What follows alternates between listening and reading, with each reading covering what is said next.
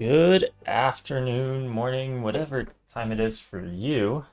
Let's make sure my audio is working. Yeah, mic looks good. I have to double check every time because I mess with a lot of audio stuff while I'm doing recording and everything.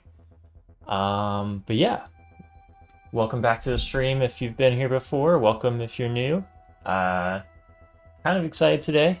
It's been a good few days of fixing bugs, and actually, I kind of think we're gonna do something different on this stream than usual. So you may have noticed the title, but we're looking at one of the features for the next major release of Visual Studio. So we've already done feature work for Visual Studio 2022. The first release is coming up. It's kind of in bug fix mode now, so I've been doing a lot of bug fixes for that, and thought it might be fun to look at just the next features that are coming up and maybe start one of them. So we have one feature request that I actually learned about today, and I was like, why don't I just do that on stream? What could go wrong? So here we are. So we're going to get into this and hope it works out well. This is going to be kind of it's probably not going to be finished today since it's an end-to-end feature kind of thing. But I think it's kind of cool to see start and end of kind of how feature work starts, where it's going to go, and maybe we can get at least a good chunk of it done today, kind of a self-contained bit. So let's look at the feature here. StackTrace Explorer. So this was a developer community feedback. Whenever we port from developer community, always a link back to it. You can see Michael's, who's actually someone who works at Microsoft, asked if we could do a StackTrace Explorer. So there's some good pictures in here, so I'm gonna kind of show a little bit what this looks like. But the general idea is, if you have a stack trace, so you like copy and paste it from somewhere, maybe it's a bug report, or you even copy and paste a stack from another editor or something, and you want to navigate through that stack as if you were debugging it or looking at that stack directly, this is supposed to help you do that. That's kind of the problem we're solving here, is how do we take a well-known format, which is a stack trace, and let you navigate through it. So the screenshots here, you can see, we'll open this one up a little bit. So this is showing an exception call stack right here. So you can imagine I get an exception call stack, and this happens a lot even for our bugs, where you get a call stack and you say, okay, I can see that authorization validator had a call exception and it started at validate call. So it would be really cool if I could just click validate call here and go to validate call. Like, I know this symbol exists, like I can find this manually, all I have to do is type it out, but why doesn't Visual Studio just help me do this? So Visual Studio is hopefully going to help you do this in the next major release. Outside of that, there's not a lot of current restrictions on the feature. I'm kind of getting into the prototype phase where I think we can just provide some good call stack examples. And the goal today is we're going to write the parser for taking this text and providing metadata about it. So you can think about metadata in a sense of, okay, I see that this has an exception. Maybe I can look at this exception type and find more information. But really, I want to look at things that are like my test namespace.callValidator.validateCall. Know that that's a symbol and make sure it matches to the correct symbol. So that's really what I want to get done today, is parsing out this and saying, okay, given this path here, this looks like a symbol. How can we do this? Now, I'm not actually familiar if we have any utilities for this. There probably are some, so I'm going to be starting from scratch. And this will be something where I get a lot of tests written, and then probably some implementation stuff, and go back and optimize it later. So expect a pretty quick and dirty thing to get the base idea out and just working. And then we'll go from there. So as always, first thing I want to do is write tests. This is going to be a little interesting because the way I think to write tests is you want a kind of self-contained app. So I went ahead and wrote just this really basic thing that throws a bunch of exceptions. And what I'm going to do is generate a few call stacks from exceptions. And once these call stacks exist, I'm literally just going to copy that call stack and put it in a test and say, okay, given this call stack, I want to be able to navigate to these symbols. And so my tests are literally going to have the same set of code in it, and then call stacks produced from this as a real world example, and go from there. So that's kind of how I'm going to be generating the code. The idea here is that, you know, if I want to throw something, I have like my other class, which is a static class, and call throw for my class, for example. And then when I run this, I'm going to get a call stack.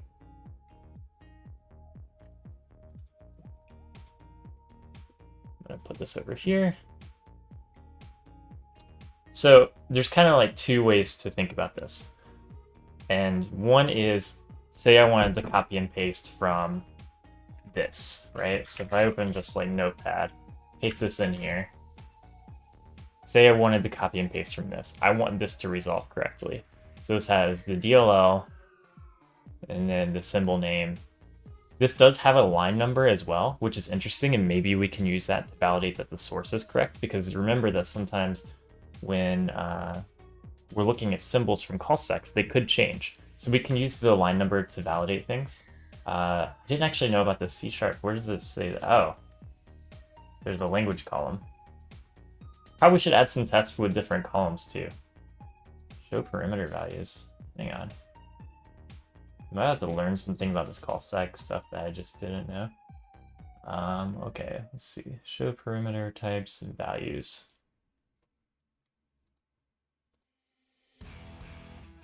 Oh, does that only show for... Yeah, okay, that shows default parameter values. Although it might actually show... No, that's not a default parameter value. I did not know you could do that. I'm gonna leave that on. This is what I get. So there should be column stuff here, I thought. Maybe not. I don't know if the call stack window actually supports showing or hiding columns. Anybody knows. Yeah, maybe I don't have to worry about that then. Either way, that's what we want to support. So that's what we're gonna do.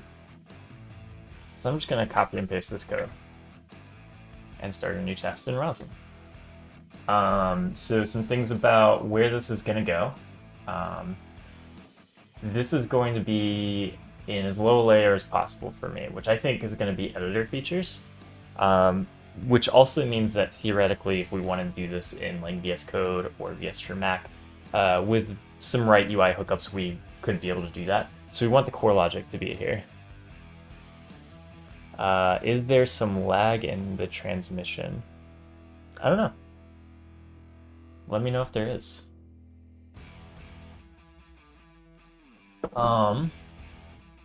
So we want to look at editor features. Just a reminder for breakdown, editor features is going to be still kind of towards the top of the stack, but it's going to be below specific editor requirements. So you'll see like editor.wpf.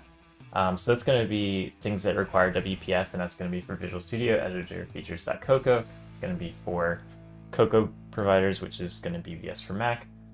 We don't have any UI providers for VS Code because that's a separate code base. It has to be in a... It's going to be JavaScript and stuff, but it's going to be in its own thing.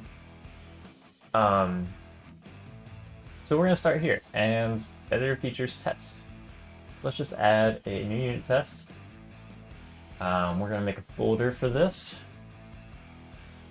We're just going to call this call stack. What did I call this? Call stack navigator, call stack call navigator. I don't know. What did they call it in this? Explorer. Call it Explorer. We'll go with Explorer. That was the original proposed name. At least then when people look for bugs, they'll know to go back to this.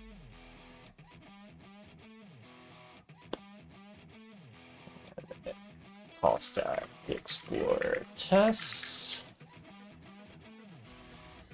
So it's going to be variable from our usual test for a few reasons.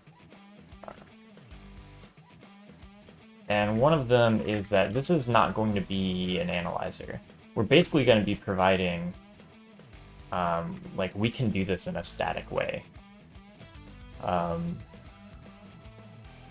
So testing is going to kind of be its own thing. It's not going to be just a, like, what is the before and after code that we normally write for analyzers, refactorings, etc. This is going to be, given an input, what is the metadata output that we can produce. So we're going to have to kind of like customize our own tests for a little bit for this. So we're going to have this base code here, collapse that. And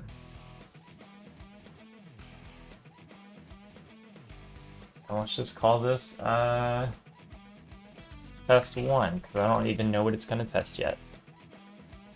So there's a few things we need to set up. We need to make sure we're creating like a valid workspace, because we're going to be able to have to do like symbol navigation. As part of this, we want to validate symbols correctly.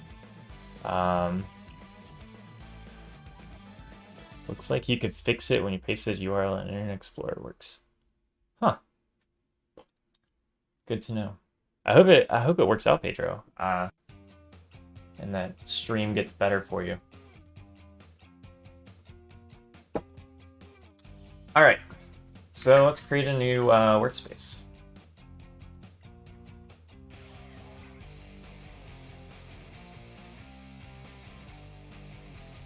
So we're going to use our test helpers here.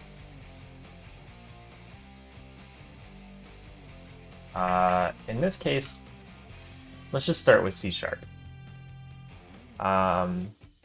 We're going to want this to do multiple languages, and actually this should support any .NET language, but we're going to start with C#, because I'm way more familiar with C#. Then we're going to add the base code. And that's all we need to do. And then we want to have our call stack. I'm going to copy and paste this directly from what we had.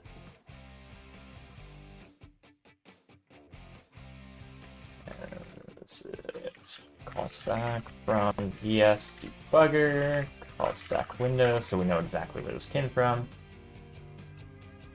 And then what we're going to do is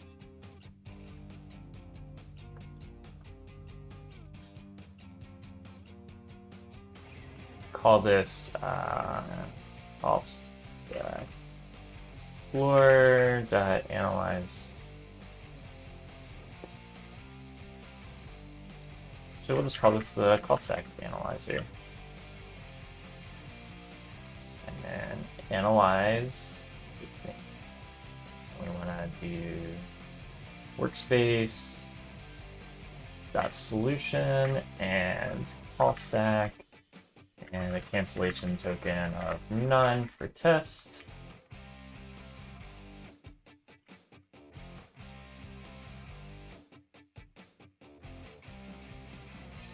Make this an actual test.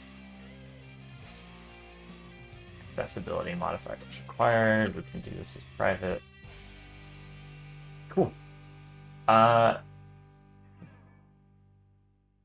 That's hopefully it. And then once we have a result, we'll have to figure out how we're gonna reason about what these results are.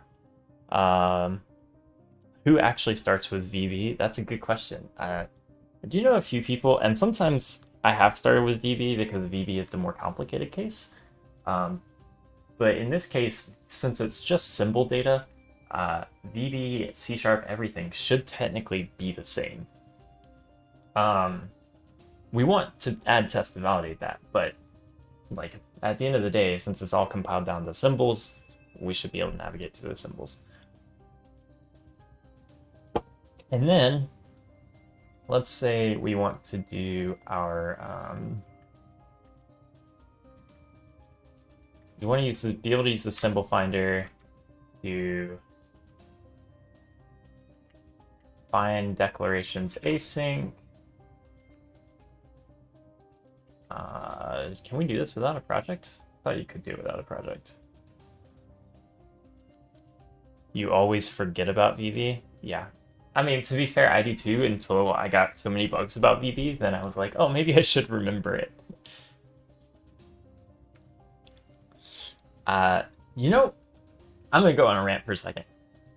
I trash talk VB a lot, like, when I'm kidding, but I will say, VB does, like, feel consistent. Like, when I'm writing it and looking at it, I kind of am like, oh, yeah, start and end makes sense. What always gets me is doing like lambdas and stuff in VB. Uh, I can never remember what the correct way to do that is.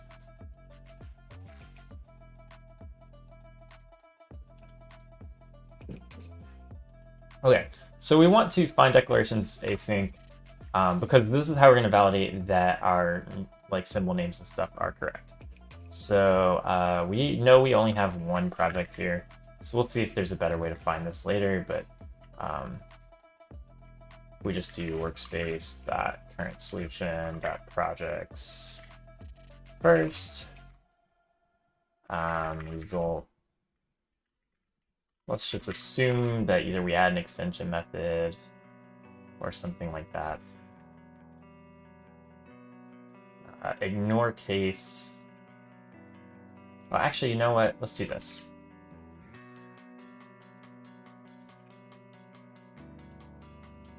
We're going to use the symbol finder and validate that our results, which will use the symbol finder as well, are the same. So this is actually going to be this here.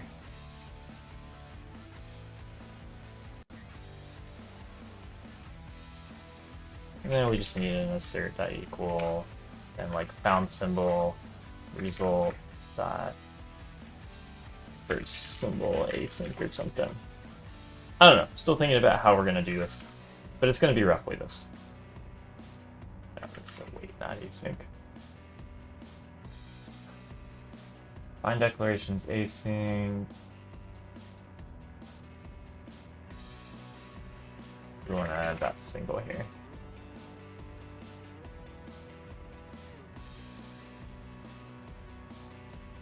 And that's gonna get a bit messy. So let's do there.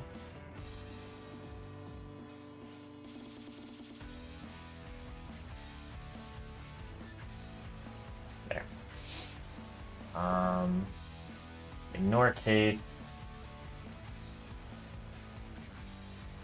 False. Sweet. Test number 1, written easy. Let's go and add an editor. Oh, that's C#. I don't want to add it in C#.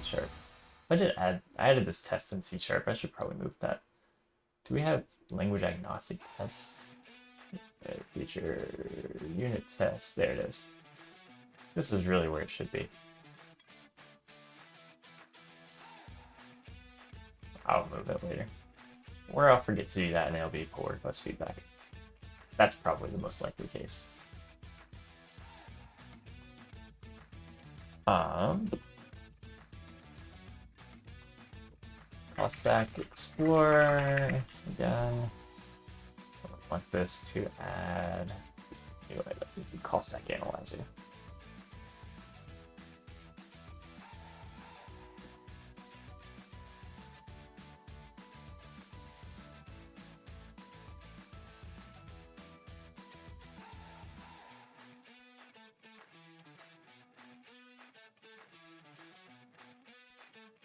And it's just a matter of generate.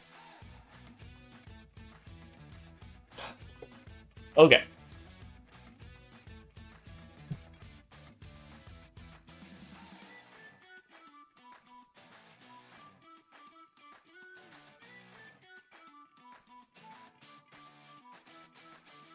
We'll make a new class for the results.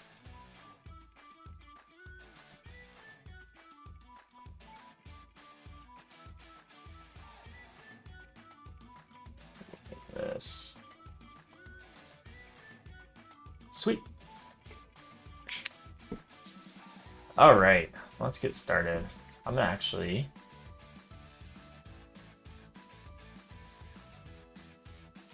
throw this in here so I can look at it. My monitors are currently taken up by a lot of stream stuff. So we're just gonna have to throw this in the editor to look at it. Which is fine.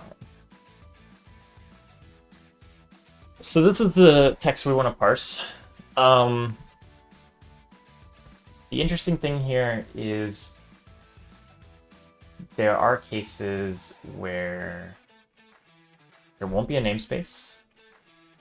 I think there will always be a class, method, or member of some kind.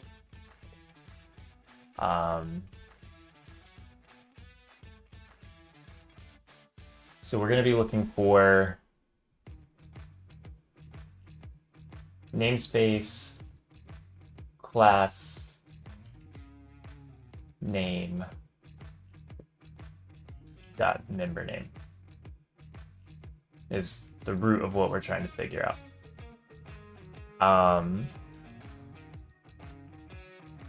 I'm trying to think, is there, because this is a lot like when we serialize and deserialize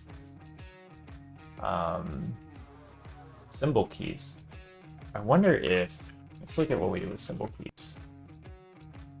The symbol keys are supposed to be,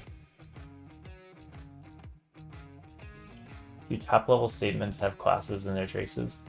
I believe they do, because at the end of the day, top-level statements are still generating a class.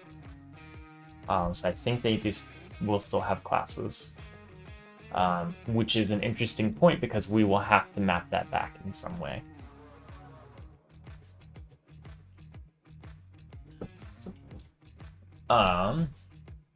Okay. I don't know if you've ever looked at symbol keys before, but it's a lightweight identifier for symbols, which is kind of what we need, right? So I want to see what the actual text representation of a symbol key is. Tier method symbols, blah, blah, blah.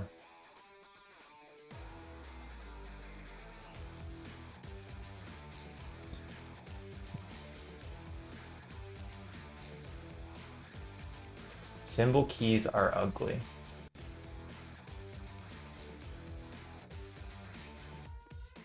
How are they ugly? Have you looked at what a symbol key looks like?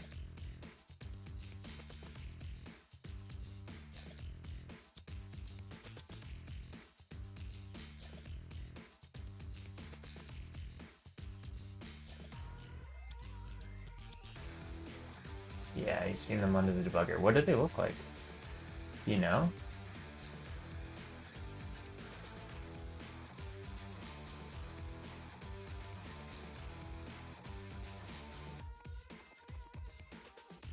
Not off the top of your head, okay. Let's see, create resolution equals... So let's just look at how they resolve it. So they resolve by a string compilation. Get reader. What does this reader do?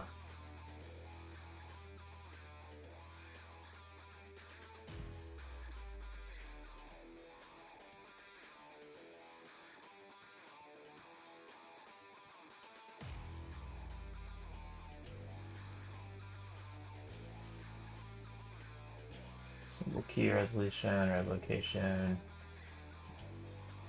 Because I'm wondering if we're going to have to end up doing something very similar.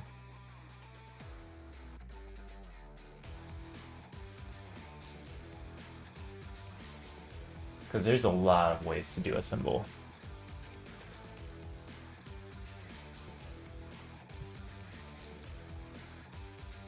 Create result for string. You know what we can do is look at one under the debugger. There's probably a test for it.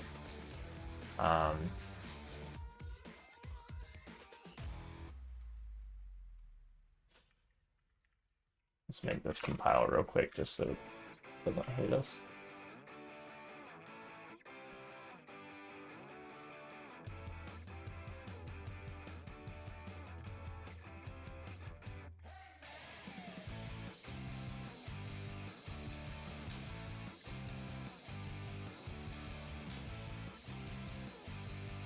Let's look at what these look like in the easiest way I know how.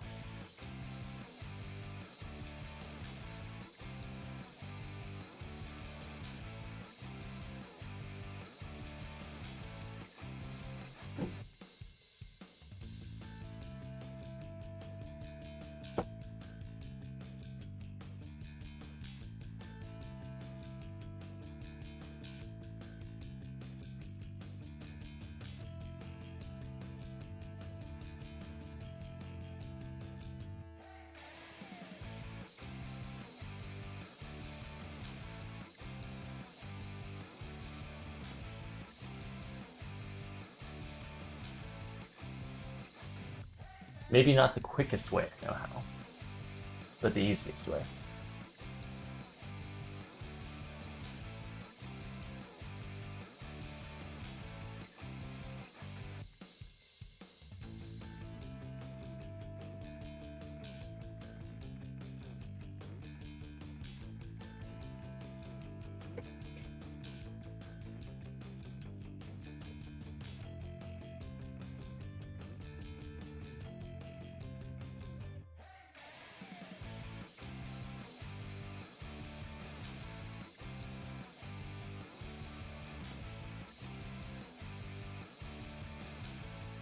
One failed. Oh, export provider cache.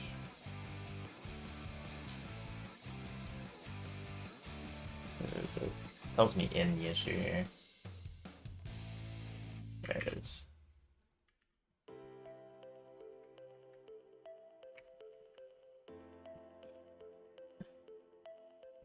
If it knows what I need to do, why doesn't it just do it for me?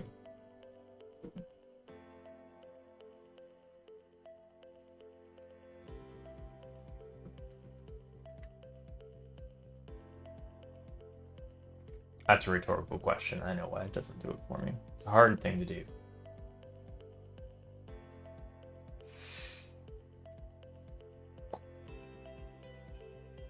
Everybody's been having a good week so far.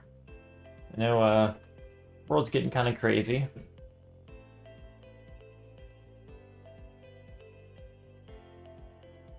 Oh, what is it failing now? Method. Oh. Because of that exception I added. Who would have thought? Look at that. It's the consequences of my own actions.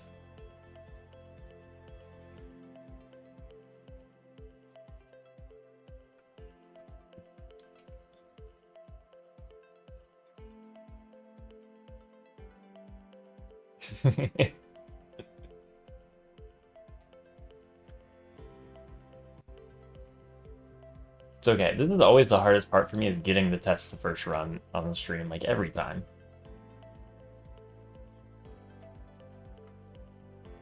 Yeah, see, like it failed again. Why did it fail? Why do you wonder? Sequence contains no elements. Oh, actually, that's a...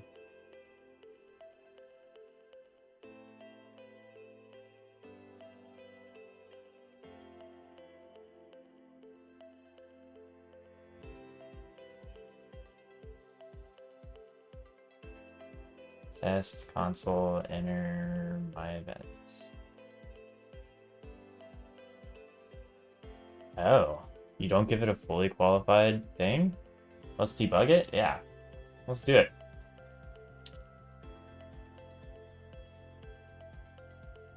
It looks like you don't actually give it a fully qualified name, which seems wrong. It also might be that I need to use something other than Symbol Finder.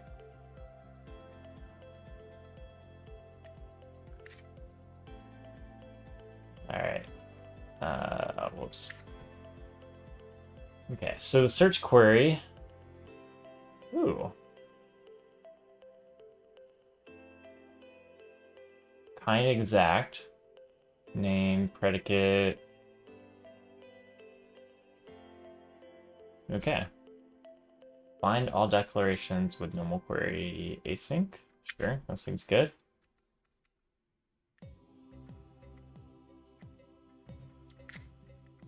We're gonna go through some OOP related things.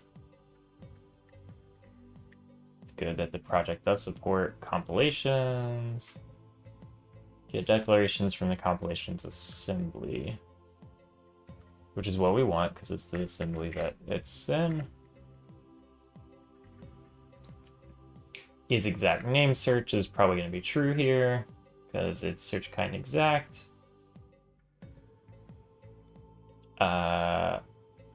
Wait, project contains symbol with name async query.name filter all. Okay, so that's, oh, I meant to step into that.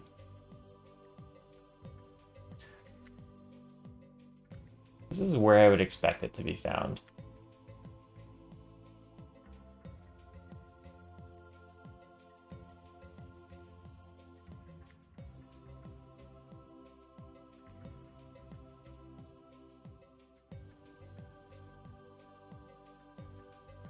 Okay, that's a compilation tracker, which is what we were getting.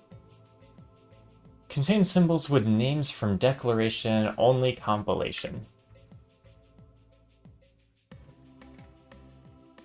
What is the state here? Oh, that's the compilation state. So that way, if the compilation is not done, it knows how to look for it still.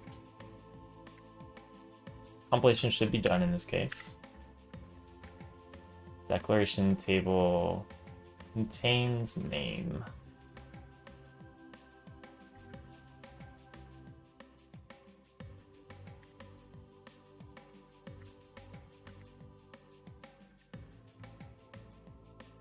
Include namespace true, include type true, and include member true. Okay, so that's what I would expect to work.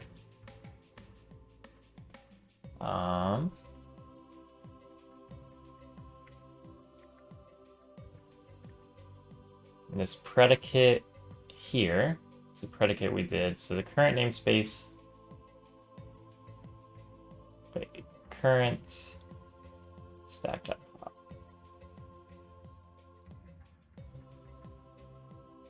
Is the merge namespace declaration. Shouldn't this have a namespace?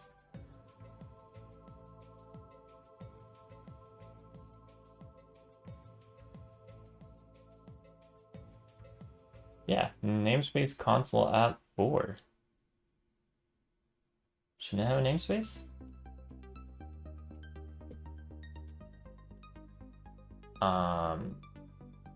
And this current here is a merge namespace declaration.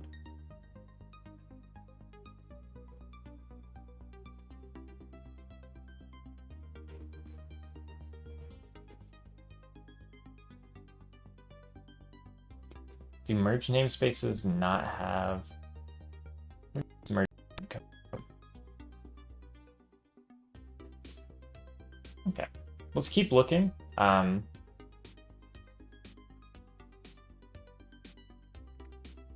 So it's looking. Here we go. So it's looking for the merge namespace declarations. Gonna add it onto the stack. Okay. There we go. I'm sure somewhere that probably makes more sense than I made it out to make. If this doesn't add another thing under the stack, I'm gonna get mad.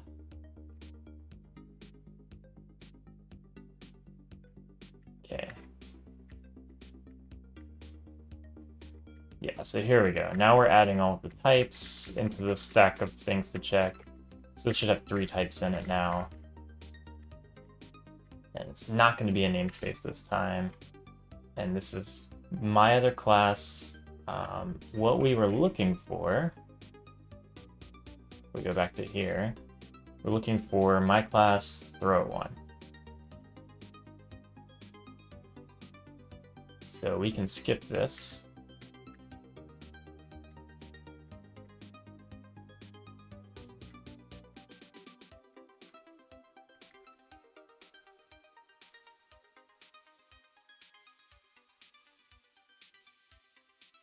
Here we go. My class. But it's not the type, it's just going to be a member here. So include member. We're going to get the declarations here. Single type declaration. What is this? Key member names contains name.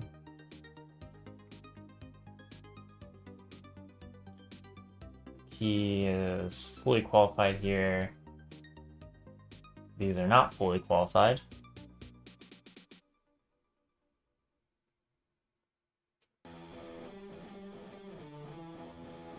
So you can see this is throw 1, throw reference 1. So throw 1 would be what we want here. So this is going to return false. Which is a bummer, because that's what I would expect to be true.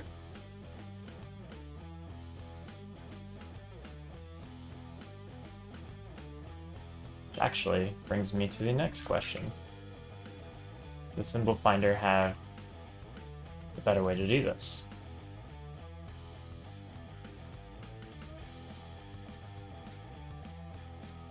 Can I just use the declaration finder?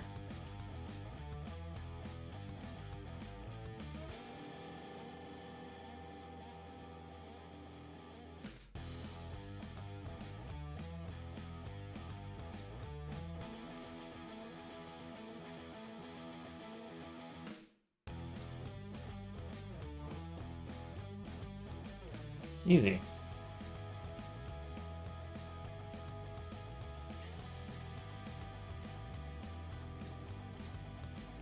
Correct thing to do is make this throw at 1, but I do wonder if maybe we should do something else here. One other option we have is I think we could do, we'll just do project for a second. Projects.single.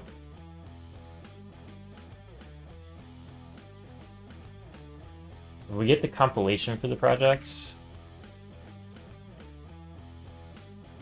And then we do compilation get type by metadata name.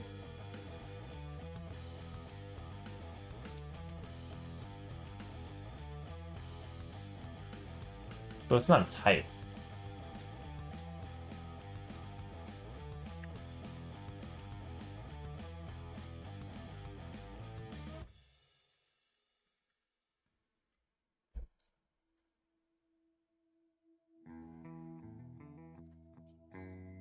Because we could use the symbol finder here, and that's likely what we'll end up doing in our implementation. But I wonder if we should be doing get type by metadata name.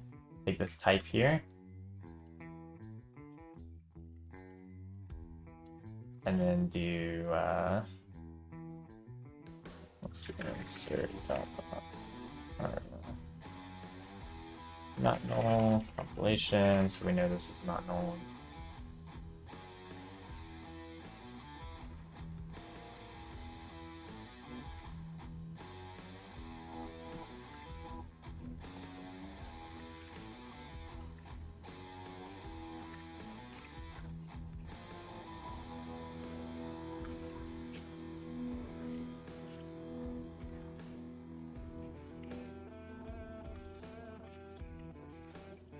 Like, this will technically do exactly what we want it to do.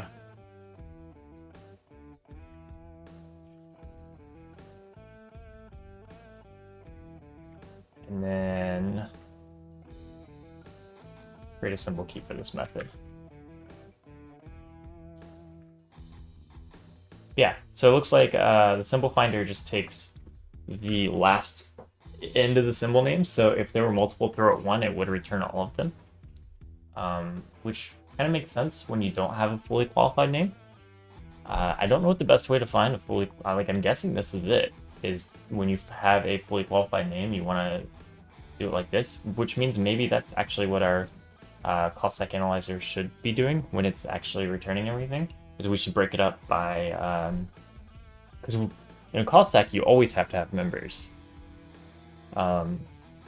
So maybe we should be breaking it up by fully qualified name for the type, and then the member and the member signature. And we can do that by everything before the last dot and in between the parentheses here is going to be the member. There's could be potential generics that we might have to worry about.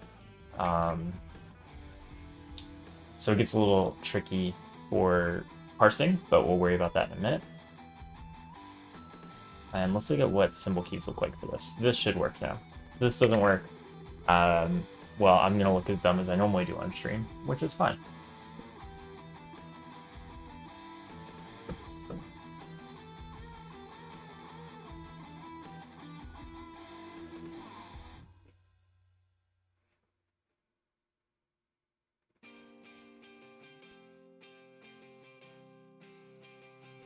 Oh man, I thought I turned my work notifications off. Who's messaging me at work? You know I'm busy, and why aren't you watching my stream?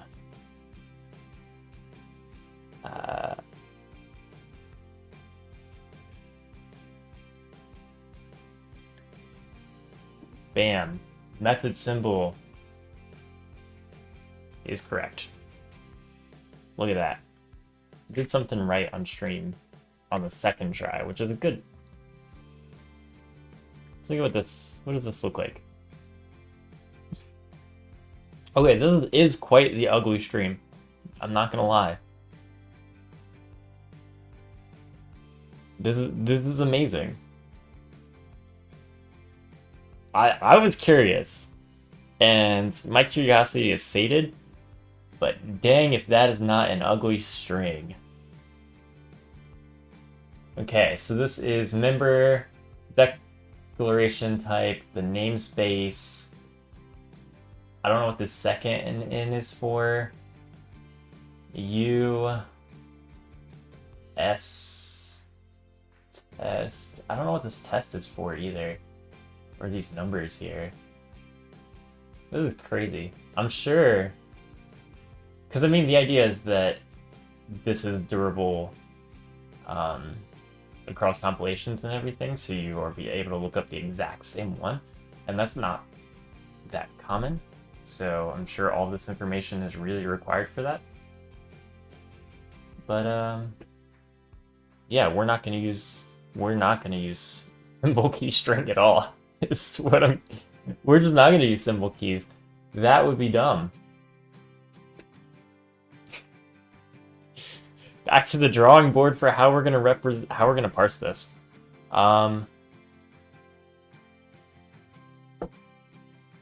The other option is if we look at compilation by get type by metadata name.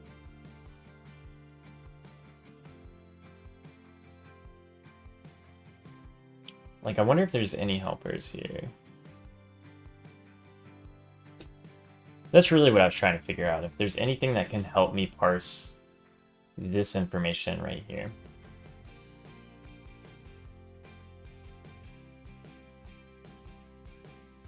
Because we're really looking for... And this will not always be here either, I don't think. Actually, if we look at the bug, they had a good example as well. Yeah, so in an exception call stack, you don't have the modules listed here. Our call stack does because it was from the debugger itself.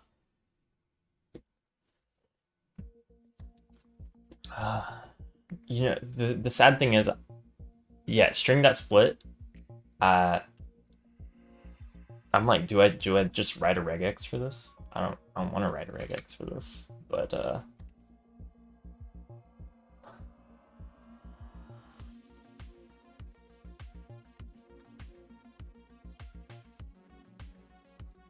I guess we'll write a regex. Actually, we probably won't end up writing a regex.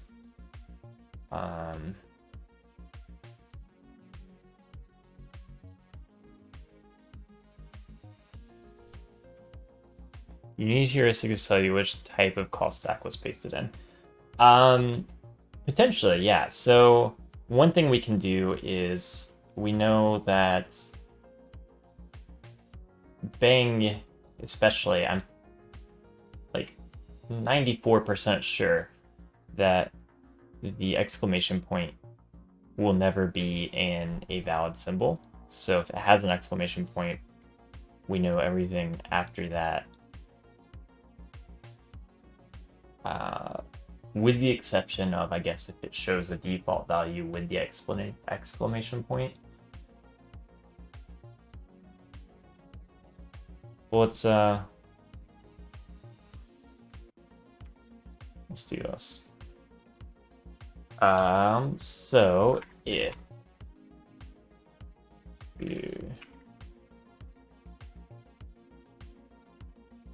might have missed, but why do you want to parse the text from the call stack anyways?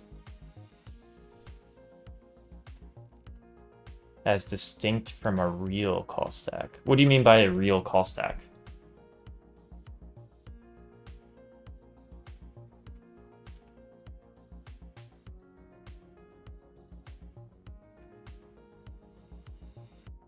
Like, when is a call stack from the call stack window different from a real call stack? Oh, from an exception?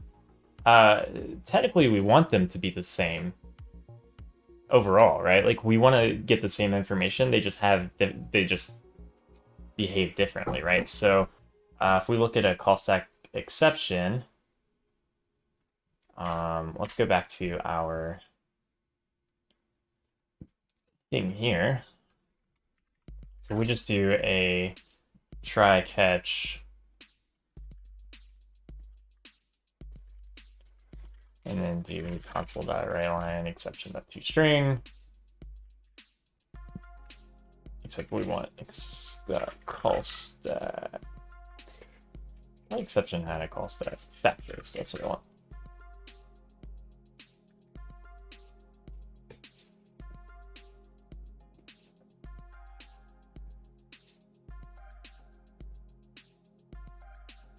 But you're assuming a lot that nobody would ever copy and paste out of a debug window into a bug or an issue in GitHub. And they might never. I wanted to support it.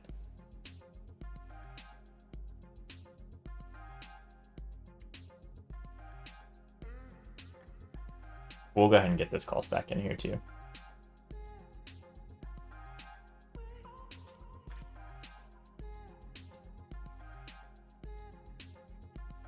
I'm gonna call this parse stack trace.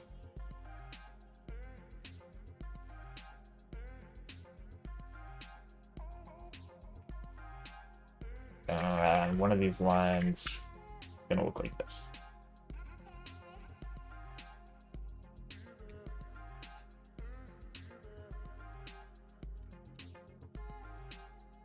But why is this auto-completing?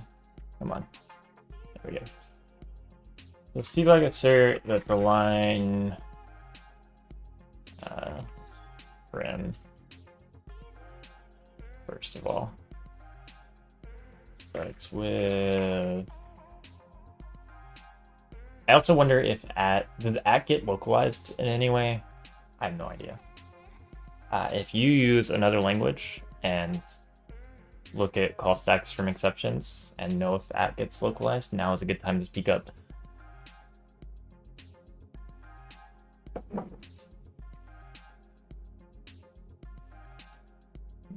Okay, so you know nothing. You, Jon Snow. Is that an outdated joke? It might be. I don't know what time period are we in. Okay.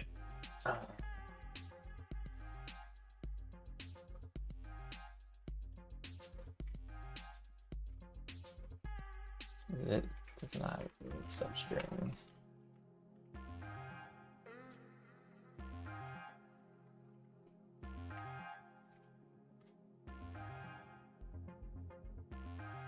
Oh, oops. I don't want the 0 here. I want the start index to be the length of that.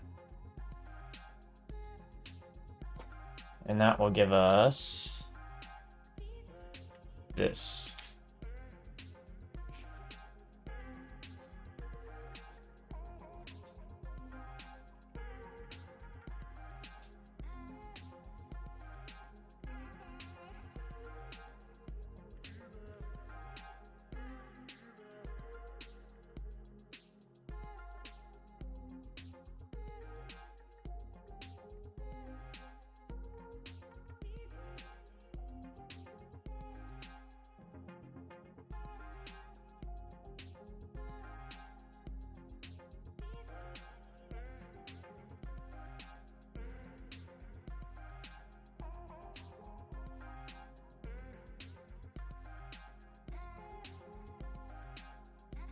what we want here is this information.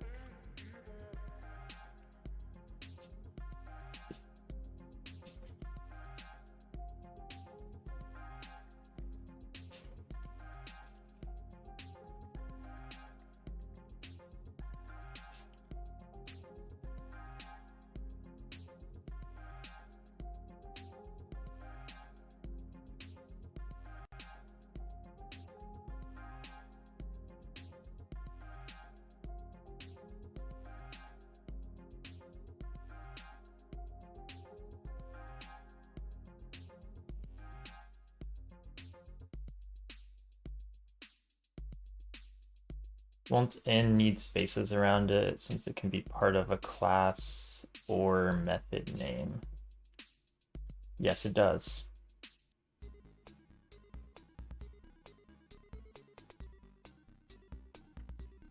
Especially because I'm pretty sure I would have hit that.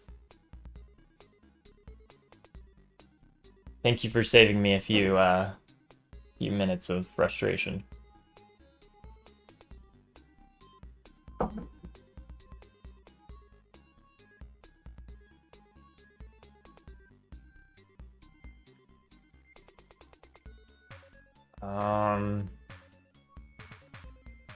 Is there a separator character for line ending? Or do I just do... Man, I don't know anything about text parsing.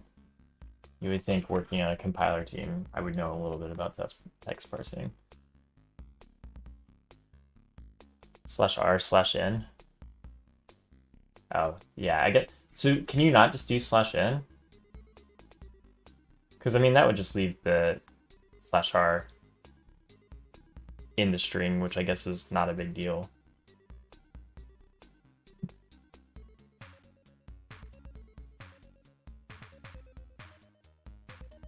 Okay, we'll do /n.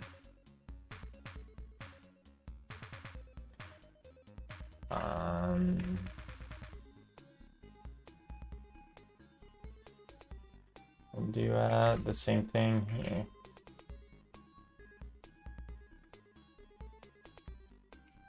Trim, we'll cut the /r probably. Yeah. But in this case, we haven't trimmed it yet. Otherwise, we would just do a trim start. So we don't really care about the space at the end. So let's do a parse StackTrace line.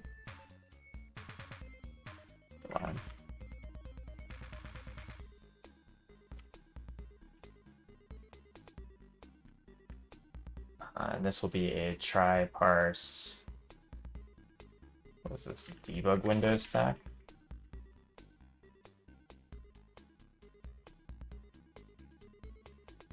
This will be mobile object for sure. So this will be enumerable of. Let's do object for now, but we'll get a strong type in there. And then we will yield, and this will be if.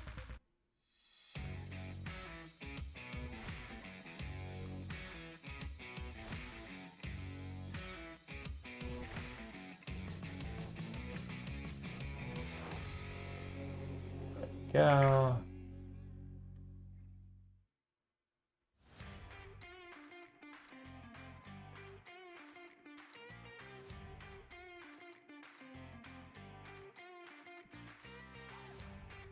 This will be a not null within return to.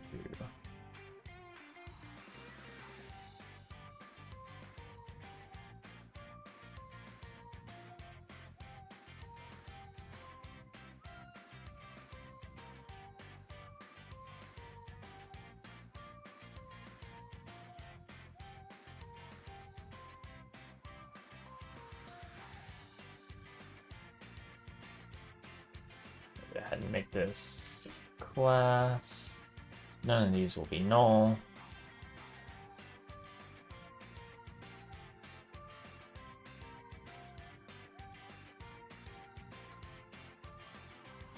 generate all of our classes here.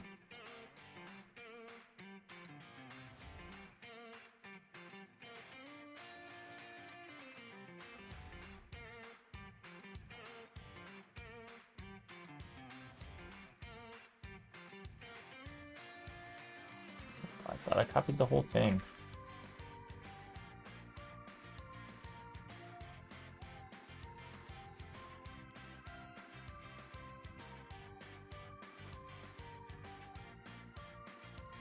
Oh, oops. Do a return new, we'll generate a class. Could the trace also be localized? Yeah, I'm not sure actually, and that's I do wonder that, and we'll have to figure that out. Because if it is, then we need to figure out how that gets localized. Oh, this is return value, not returns.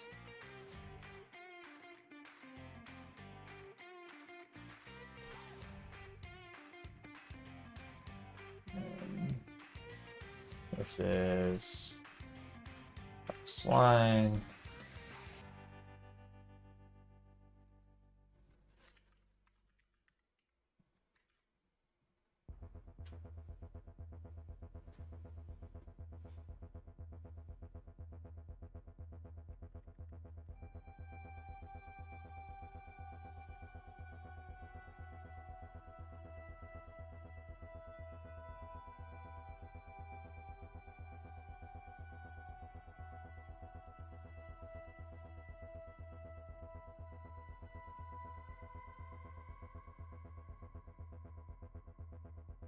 Okay. So we have the file line results. This is going to be the message signature. This is going to be the file information here.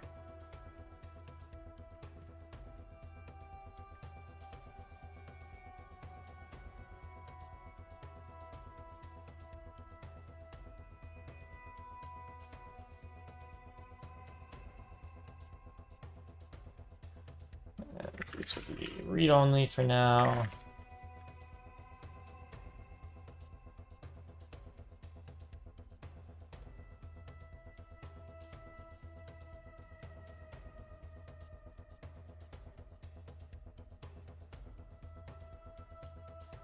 And call stack analysis results will take in.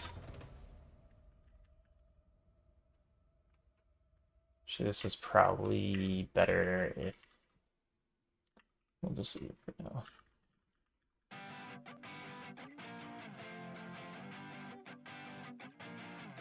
This will take in enumerable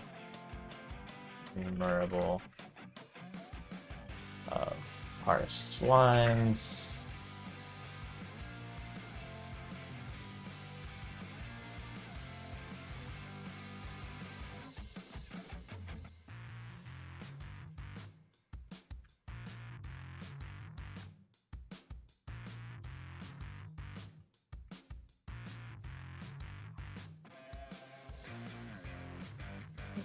This is going to be internal.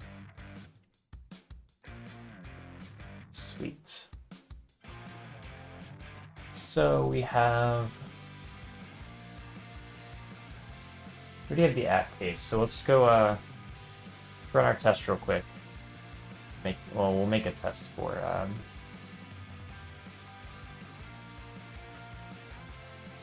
I'll test it. Test.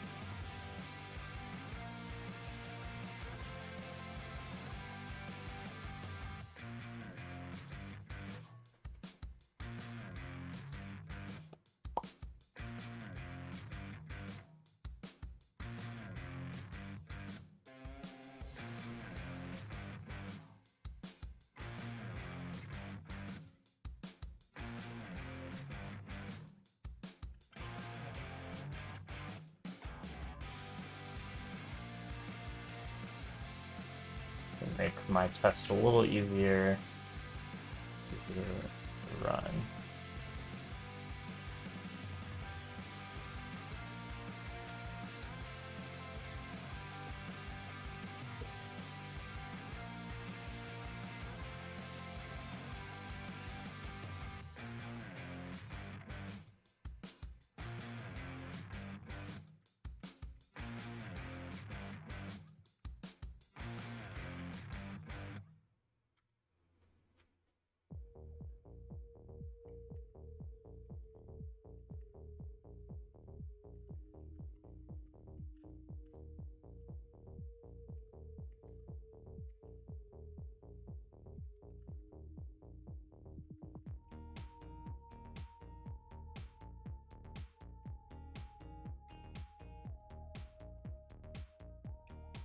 So it's a +1 if I remember how strings work.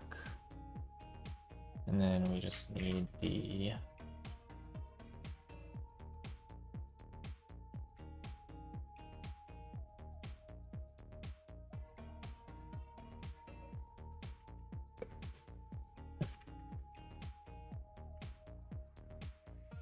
pull this out. Promise this will make sense in a second. We are going to hopefully extract method here. Hopefully extract method here. No?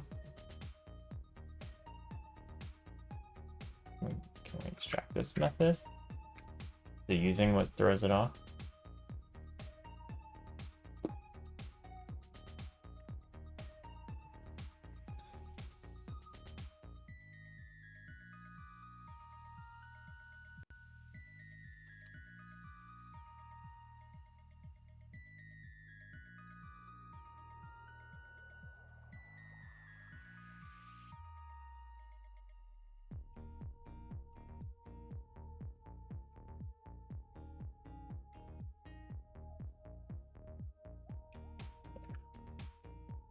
That's what I wanted. Easy enough. Okay, let's move this to the top here. So we're gonna create another. We'll do can extract method here. Yeah, let's do that.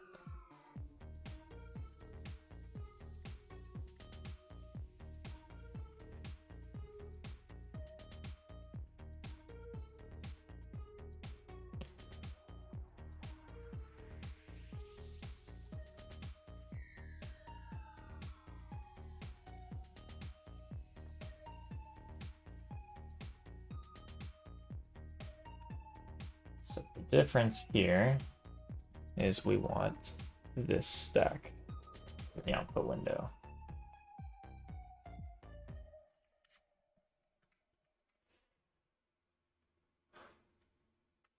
Okay.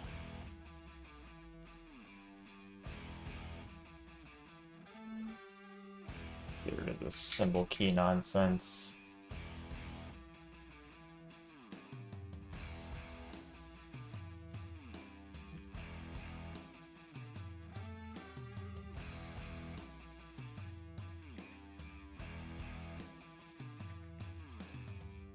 Parse lines should be a single result.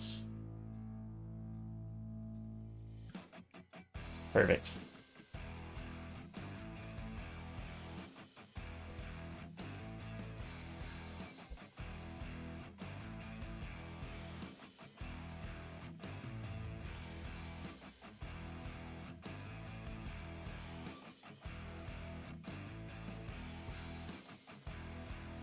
Does not compile. What did I forget?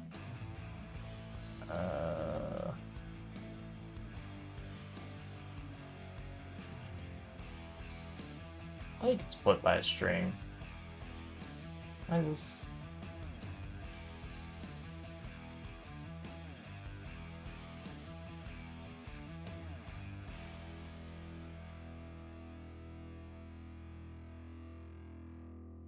Can I convert it from string to character?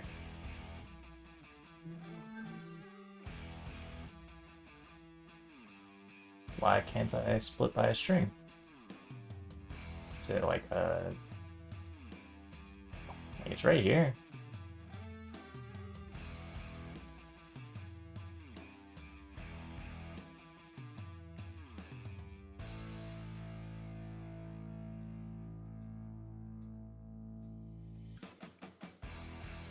The error let's not tell me my netcore app 3.1. Did netcore app 3.1 not have a string split by string? Let's look.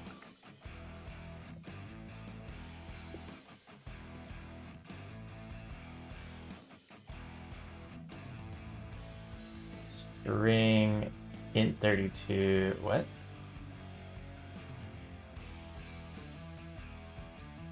String string split options. No, it has it. What's it doing?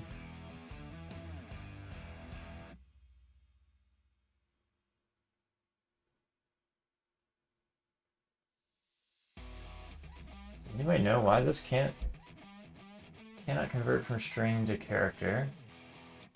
I'm not trying to convert from a string to a character.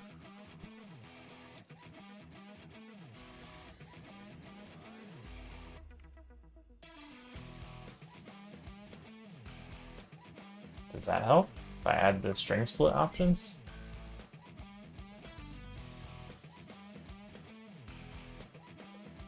That could just be...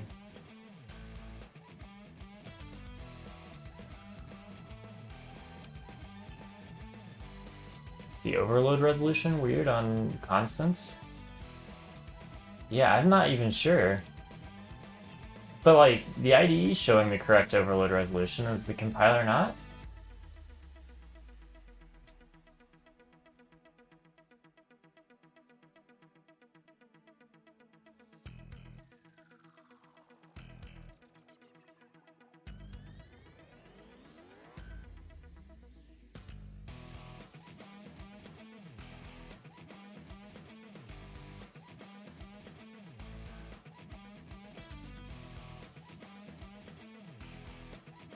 What is this doing? What is this even resolving to?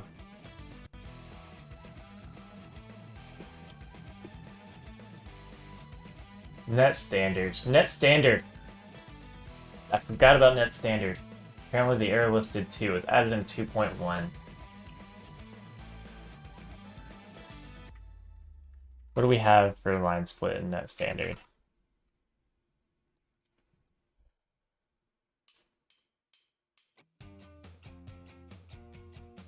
Oh, does IntelliSense not? No way. IntelliSense is wrong on this. I don't know if it actually pays attention to this. I do index of a string.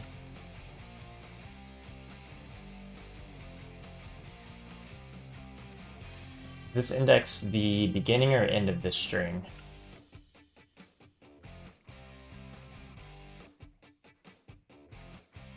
Does documentation say?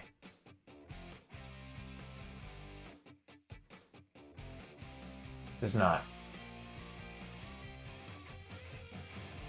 I assume it's the beginning.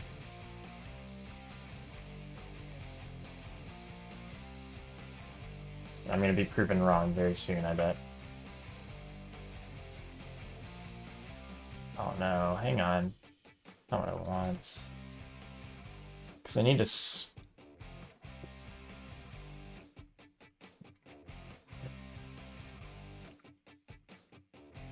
Alright.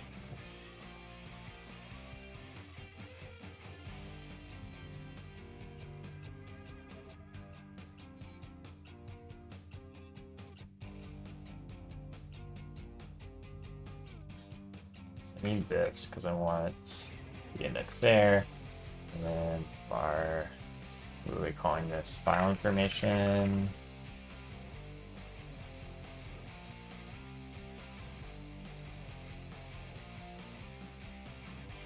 Probably should make that a constant at some point. And this and this. I cannot believe that standard did not have string split with string. Well, net standard 2.0. 2.1 did. We fixed it.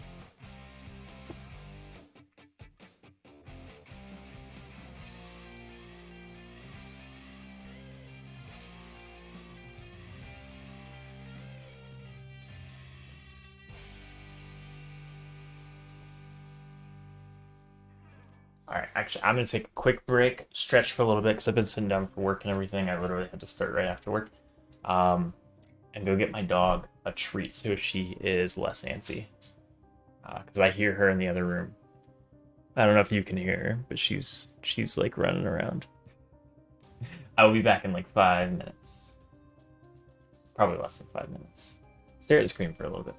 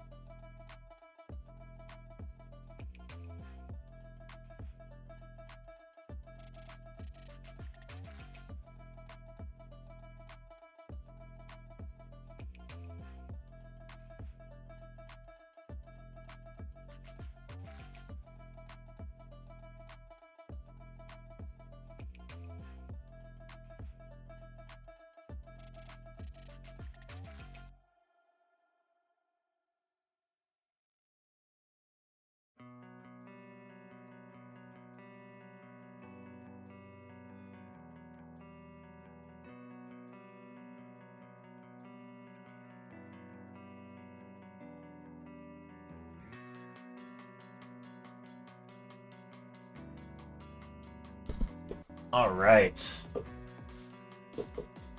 Happy to report it looks like it did not compile. But it's cert.not-null. Maybe we have overloads for that. No, this is not a fact.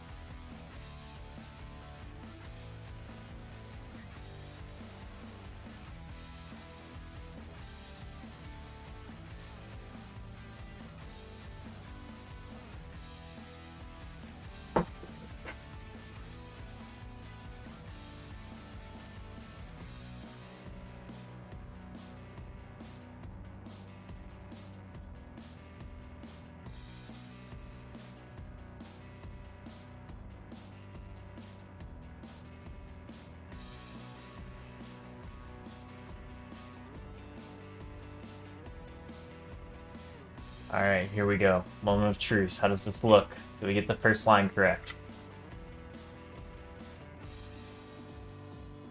It would help if I did not just skip over everything I meant to debug. Did you know there's a step back over button that I completely forgot about?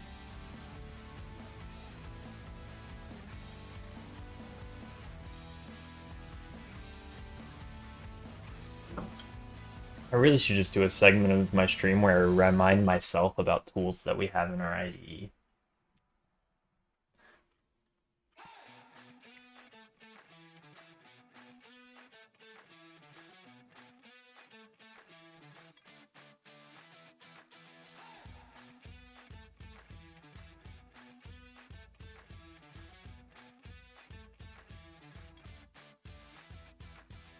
Oh.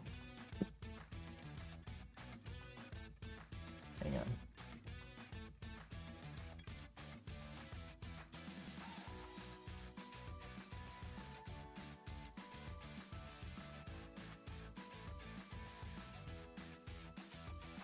It helps if you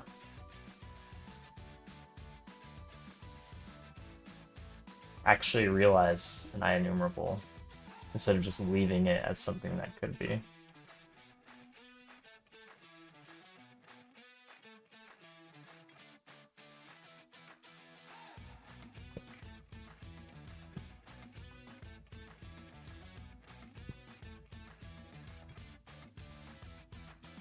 Let's fix up this call site real quick. Add a parameter here.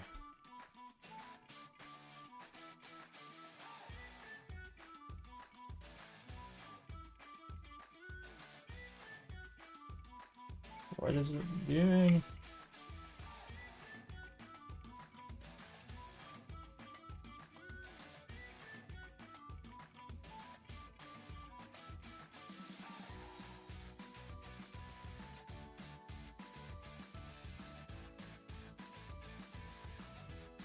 There.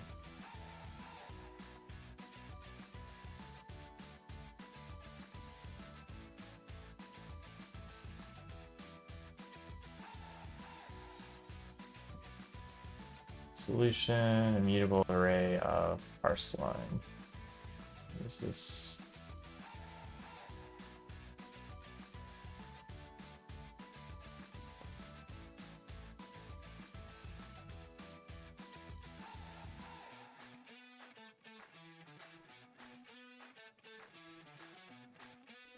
Cannot implicitly convert call stack analysis result to, oh. That's really weird. We'll do task from result. I'm not sure if this will ever be async, but I like to start async and work my way out of it if I need to.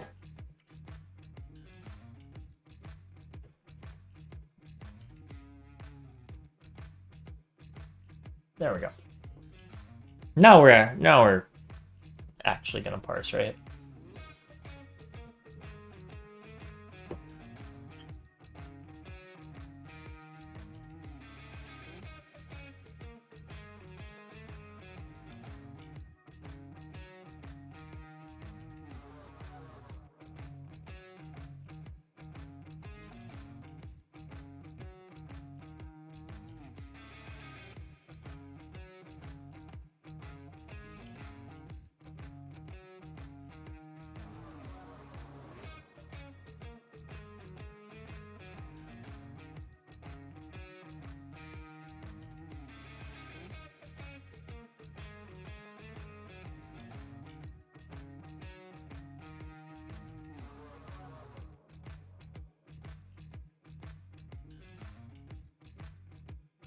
Okay, so we get the split here.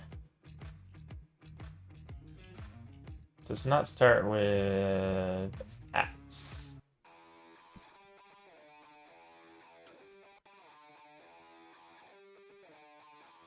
And we want a space after at.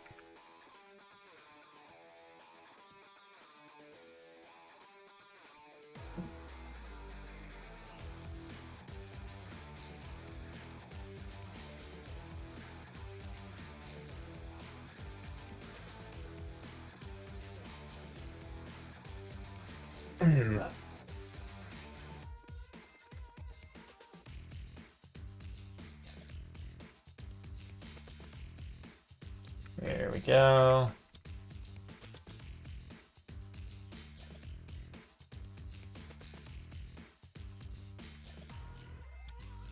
Sweet. So we got everything after the at, which is cool. It does contain an in.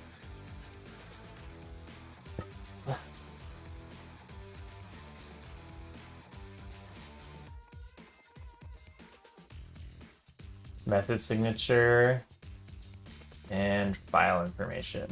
Perfect.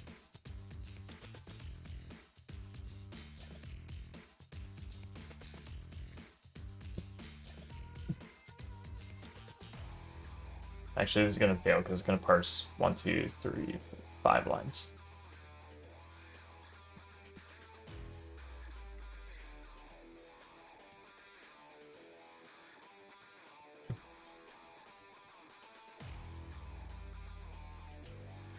And you can insert that they're all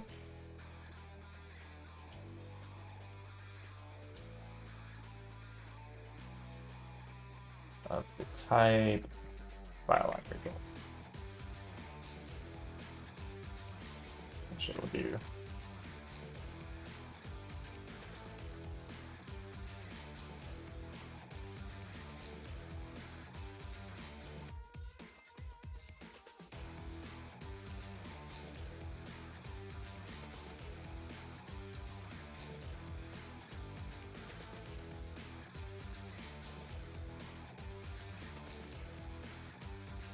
split string options does have a trim entries. Oh, awesome.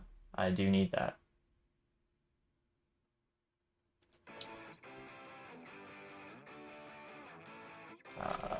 This is what I want. So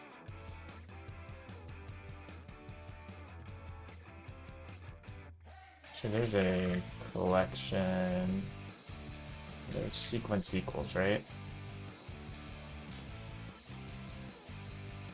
Is there not a sequence equals?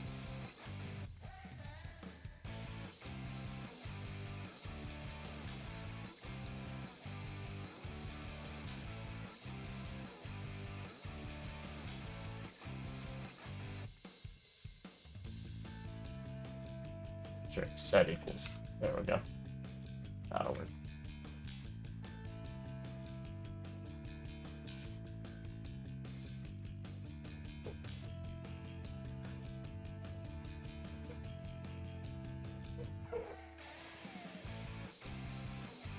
So, for each of these, how do we want to handle this? So we have our results list, and then we have a solution. So really,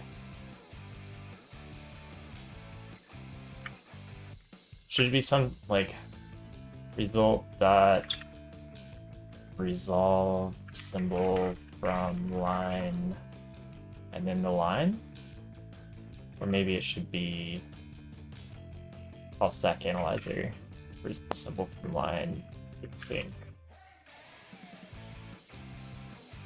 So I'm trying to think of the best way to represent this. So the next step is we want to actually resolve a symbol from a line, right? So we have a parse line. The line should be able to resolve the symbol. Should each line have a pointer to the solution so that way it can resolve the symbol by itself? Or should it require something else to hold onto the solution like the results does? Or some other helper where it's just like results dot solution and file line results dot first. Oh, actually, we could do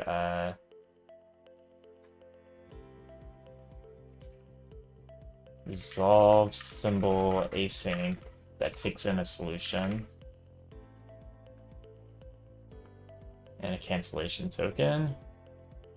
So the first thing we want to do is go add solution as a public property here.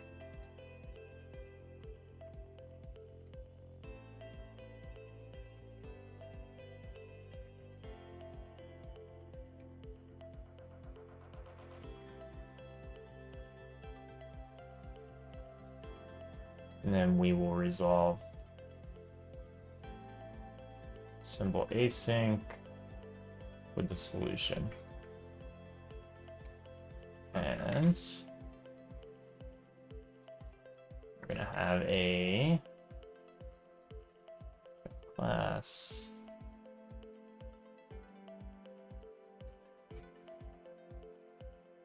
I'm going to pull this up as an abstract member to parse line.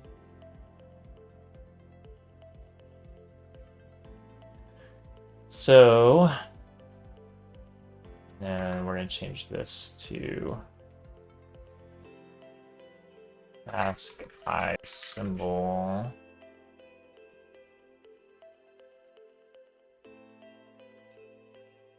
Should this be a single symbol or a list of possible symbols?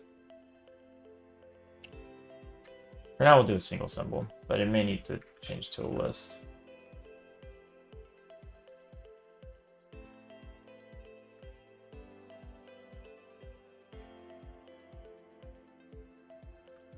Sweet. So now we just need to resolve the symbol. This is where I wish symbol finder was a little bit better.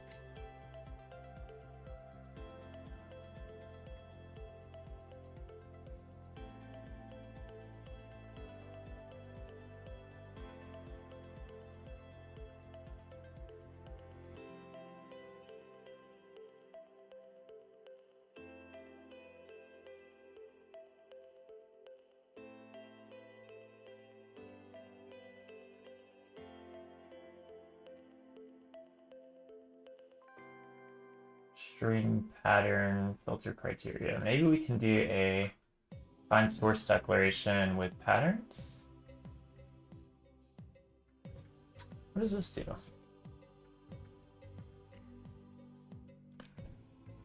What is this pattern?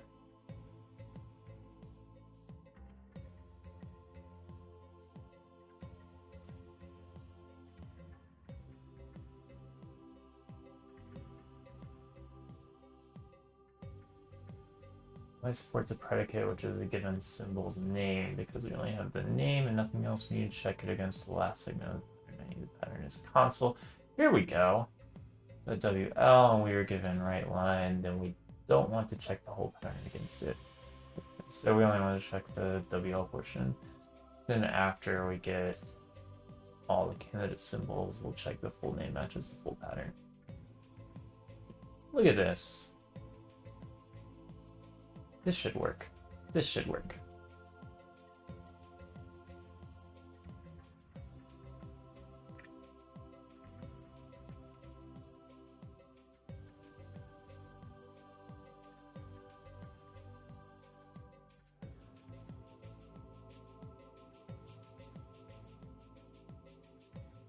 We'll just find the first one.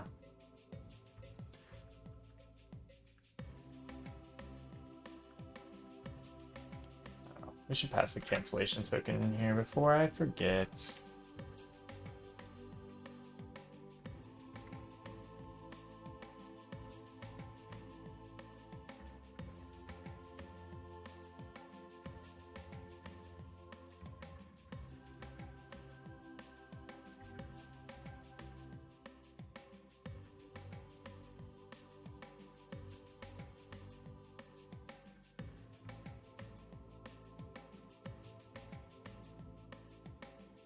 Okay. Symbol doesn't have an E on the end. The end was a return null. Delete this. So this will be project. Method signature.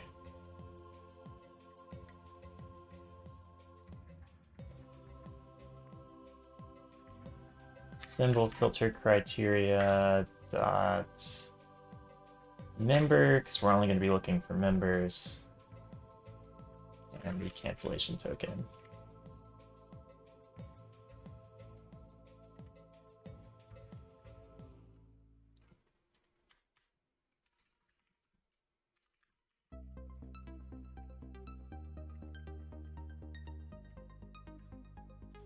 So one thing I haven't done here is include the file information in this check yet, but can I?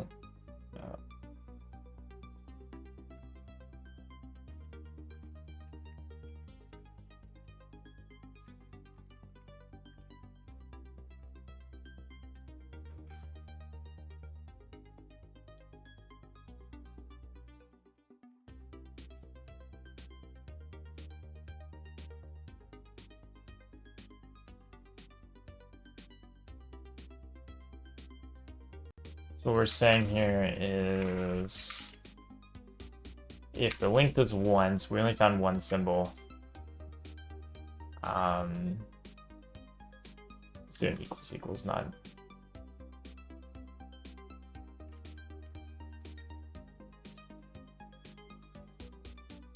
We only found one symbol for now, then we'll count it. One future thing we'll probably want to add the file information, so we'll want to check the symbol declaration, but we'll get to that in a second.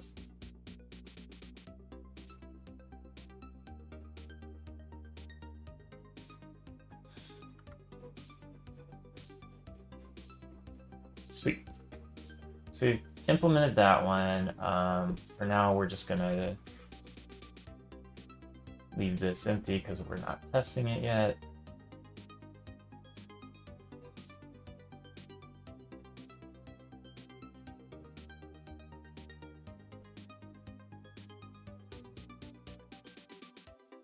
Now let's go back to our test. So could Filters.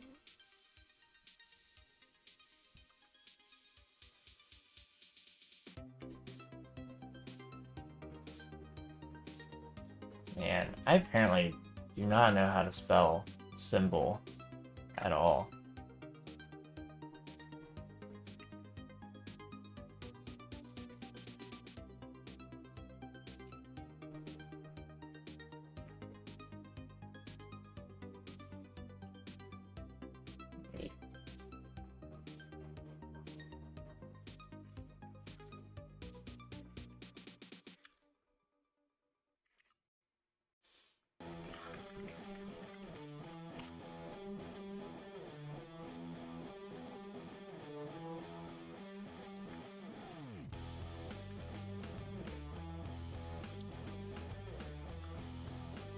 Could filter search projects by whether they contain a document with the file name from the file information.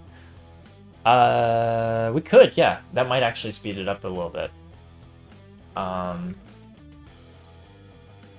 It's a good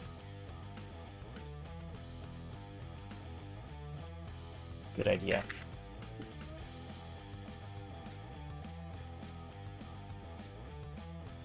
The interesting is, I do wonder if it's always going to be a full path, or is it also going to ever contain like relative paths or anything like that?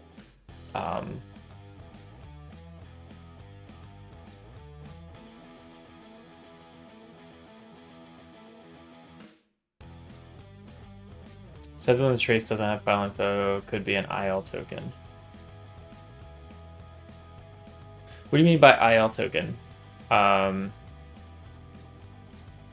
Is that like a metadata reference into how you would index into like the PDB, or?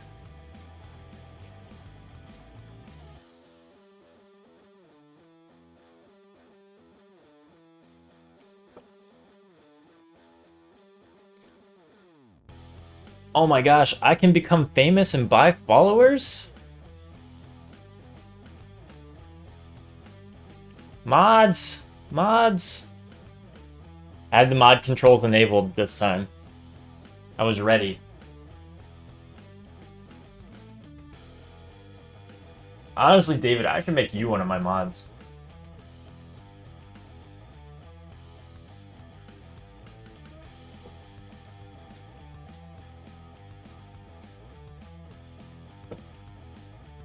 But only if you make me a mod for your channel. Can we mod swap?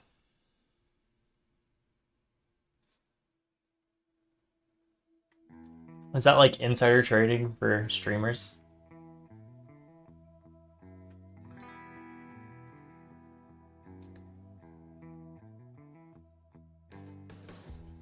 Yeah, you never know.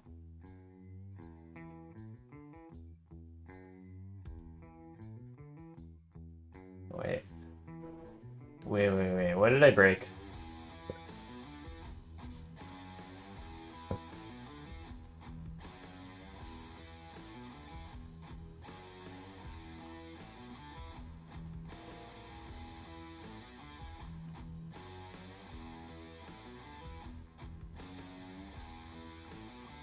Broke something. Yeah, you know, I don't know, I have weird sleep hours. Probably not that weird, but I do kind of have weird sleep hours, like.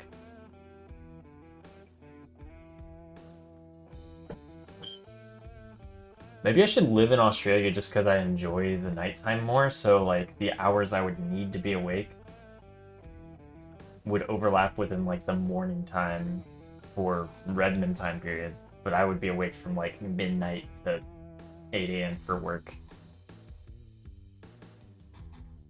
Always wondered if I could do a night shift and it would actually be good.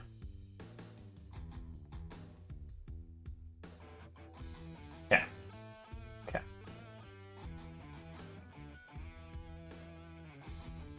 Oh, I need to trim empty when I did the split.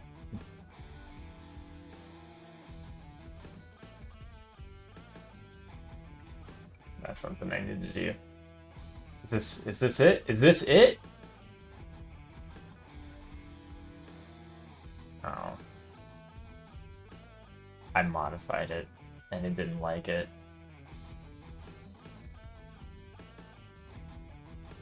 Random entries. Oh. Oh, that's... Wait, what?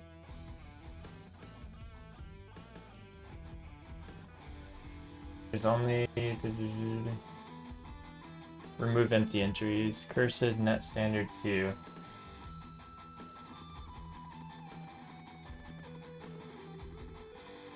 Oh my gosh, really?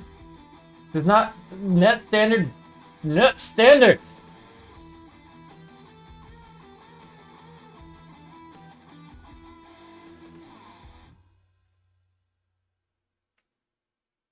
No, no, no, no, no, no, no. Hang on, hang on. String split options did exist in net standard, right? Is it telling me the wrong string split options?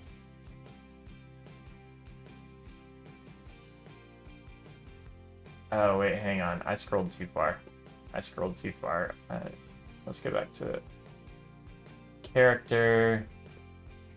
Where's character? Oh, there it is. There it is. There it is. Ah! Nah!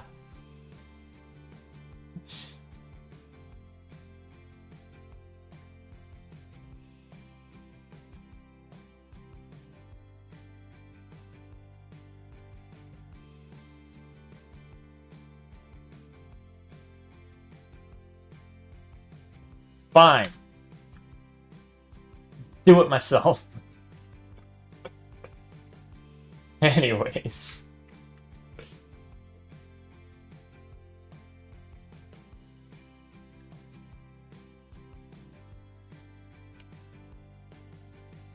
But why? Why do I have to put it into an array?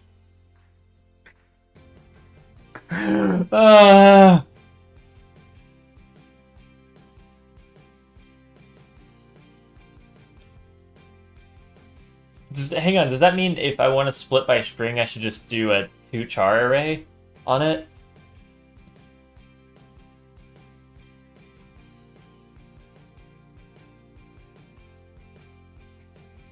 Green check mark.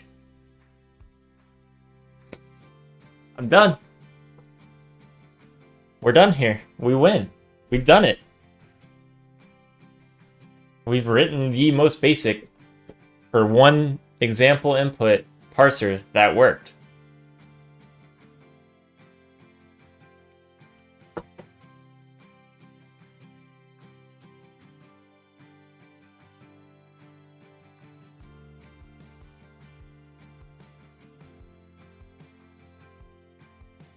All right. Let's go get this one to work now.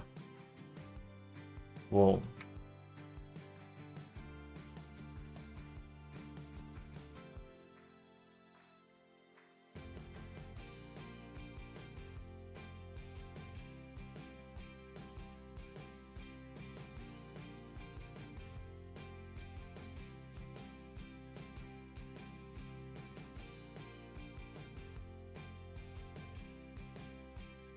see what is module and symbol split.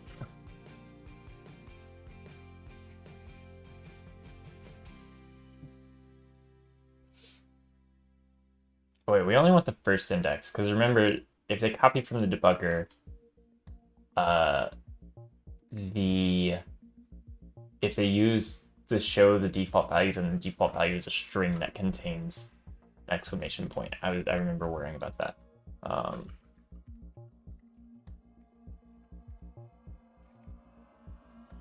Index of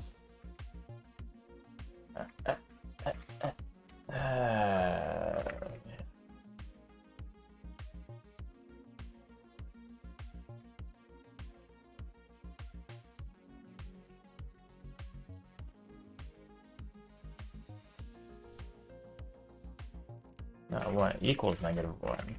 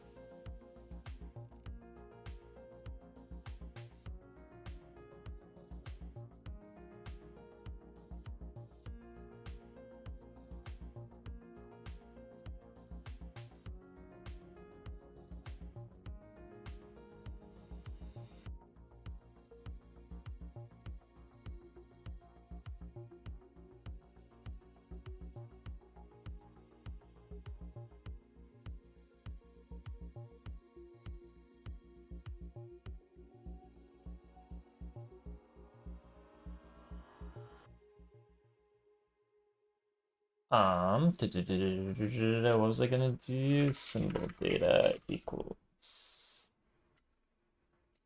um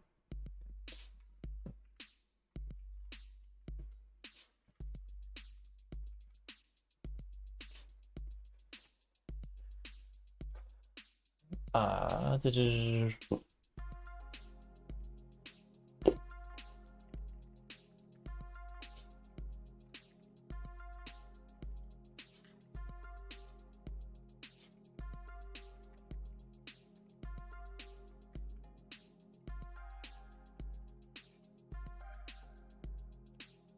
okay, and then we just want this results equal new window result symbol data.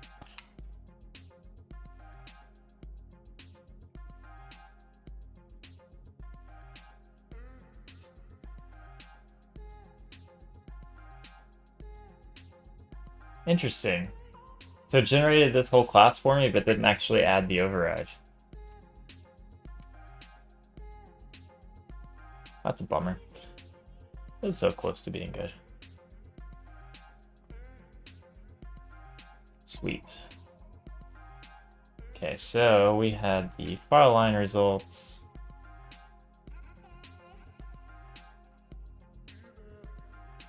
In this case, did we include... Yeah, we included all of this. This is going to be interesting because I need to add some generics and other things to test to see if this handles it correctly. If it does, like, I'm gonna jump for joy, because that would be amazing if this already handles all of that for me. But we're gonna do the same thing with our debug window result.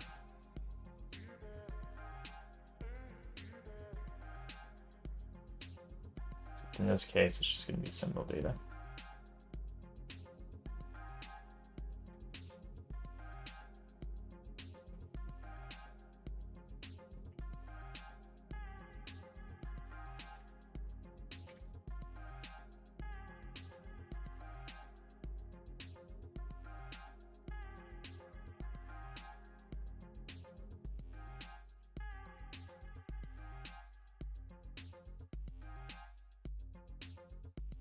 Then we're just gonna do the same thing we did here. Except in this case, they're going to be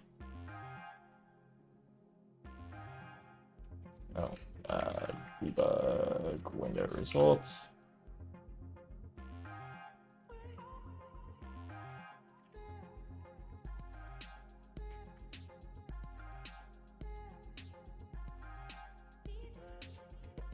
Not even gonna debug it. Every time I do this on stream, when I'm like, I'm not even gonna debug it, immediate failure.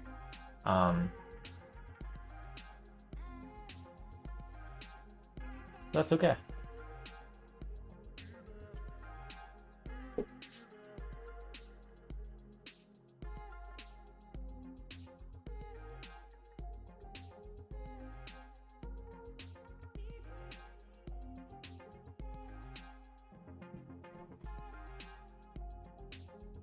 I do wonder, I don't mean to be like that streamer, but like I do watch the stream numbers every now and then just to see who all's paying attention. Get feedback on like what people like to see in streams. And I never know, because like, you know, I understand people are busy, chat's dead sometimes. I'm not here to blame chat. I'm here to interact with you. I hope you're here to interact as well. But we're down to 2 people. It's a very intimate chat right now. And honestly, one of my lowest viewer counts, which is kind of interesting because I thought like inventing a new thing in Visual Studio would be an exciting thing. But maybe this is a little too not immediately gratifying because there's not like a bug to fix. We don't know what the correct situation is. We're gonna have to design this as we go. This is gonna be a multi-part stream. I've been enjoying it, and I hope y'all have as well. And if you're watching this as a VOD, please feel free to reach out for me for feedback as well. I'm trying to make streams entertaining, so feedback's always welcome. And this is a good time to interact with everybody in the community. And look, I was right. Failed immediately. Immediately failed.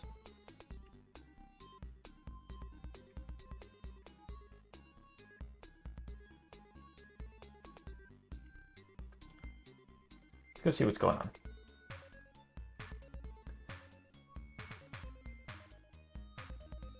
Let's copy this comment.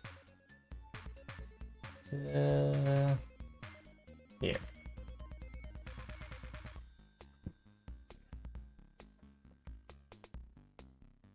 I'm gonna do myself a favor and also copy this one as a comment to here.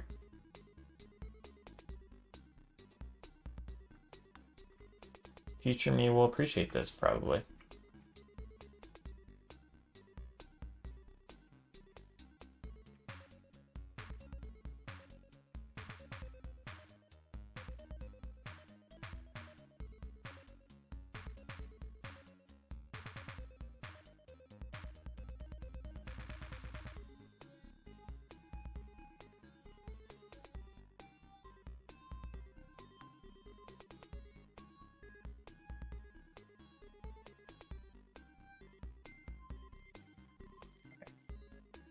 Now we can debug. Now we've added our comments.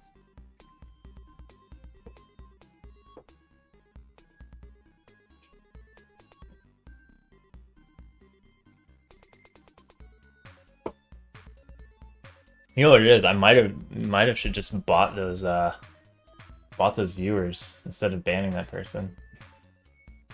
Blazer Mr. Magoo. It doesn't really matter what the problem is. It's good to see how other people work on things. Yeah, I appreciate that.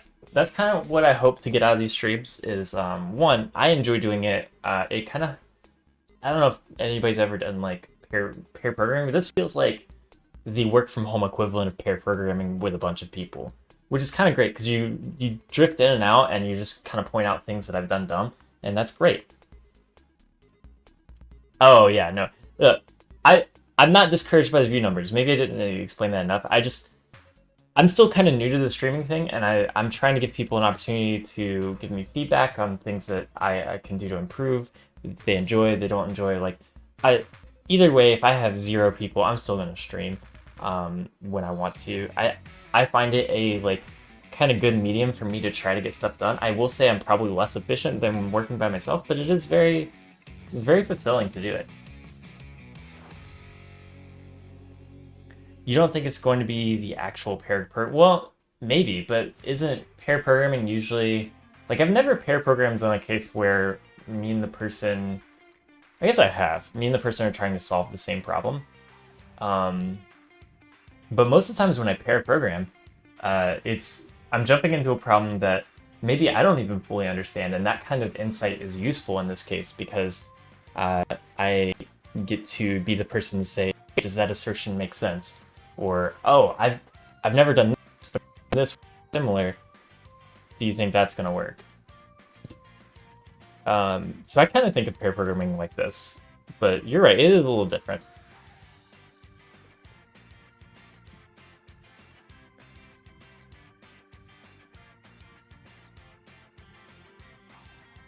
All right, where did we mess up here?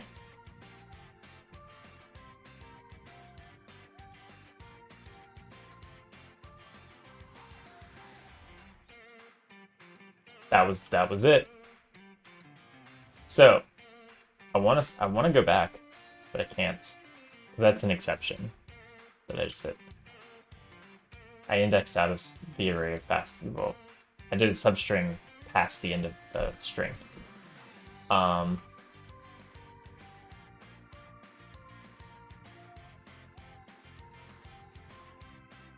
Which is interesting because I thought last index of... Let's go back to this. Thought last index of always return -1 or a valid end index. Like it can never be greater than the length of the string, right? Line versus, oh my gosh.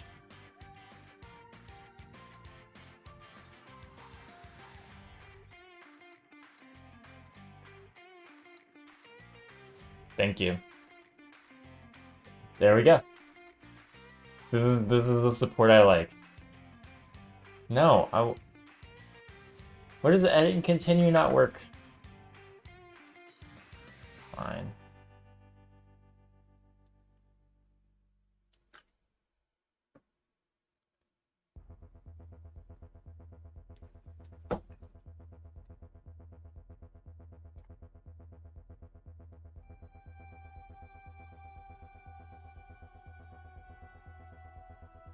Insert coin to enable edit and continue.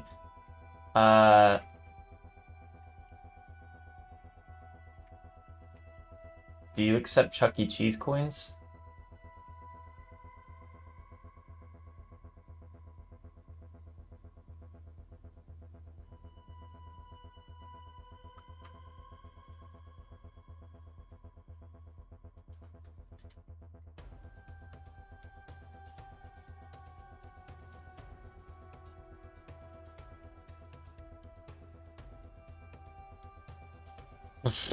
What? Okay, so you know what Chuck E. Cheese is, though. Do you have an equivalent for Chuck E. Cheese in Australia? Like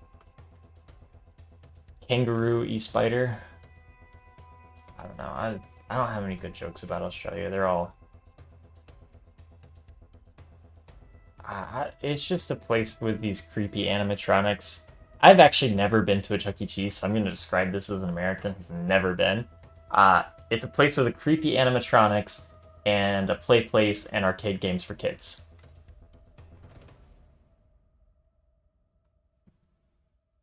I've played Five Nights at Freddy's, which I think is structurally equivalent to being at Chuck E. Cheese's. Oh, and pizza. They have pizza. I have a good story about this, actually. I have a friend who got Chuck E. Cheese takeout while the pandemic was going on. And they, the pizza was cut up, but it literally looked like an extra slice had been inserted. And nobody could figure out where this extra slice came from. Like, spherically did not make any sense for a pizza. And it looks like they, like, Frankensteined a few pizzas together to give this person a pizza. It was amazing. One of my favorite things. I love to imagine that Chuck E. Cheese is just sitting there with these pizzas sitting there and they're like, okay, we gave a slice to this person, a slice to this person. We need to give away a full pizza now, but we don't want this pizza to go bad. So what we're going to do is we're going to make a whole nother pizza, cut out some of it, and like put them together and Frankenstein them, and we'll give this person a little bit extra. It was wonderful.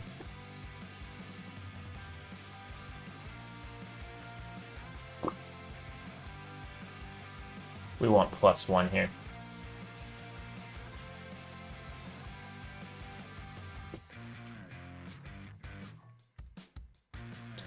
Alright, so this is gonna work now.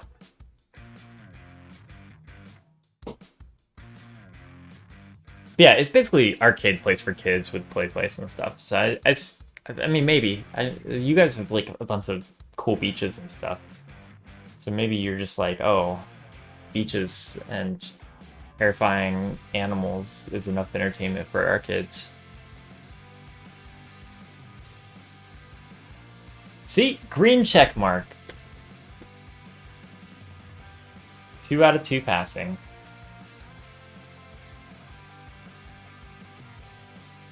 I'm gonna commit this somewhere before I mess this up again.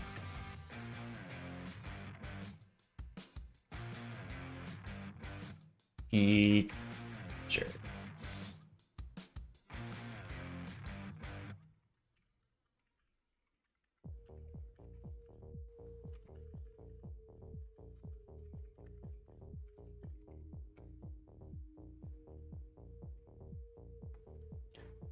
Upload this to the internet.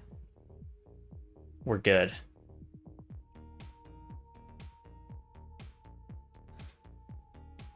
All right. We still have a lot of time actually. So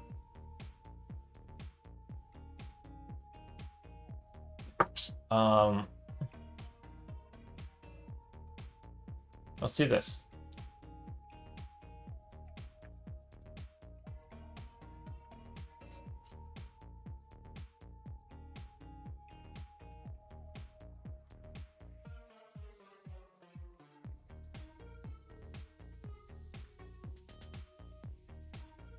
What we're gonna do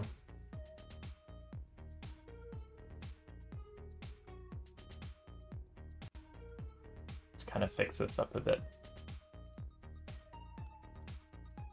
And we're gonna test all of the symbols.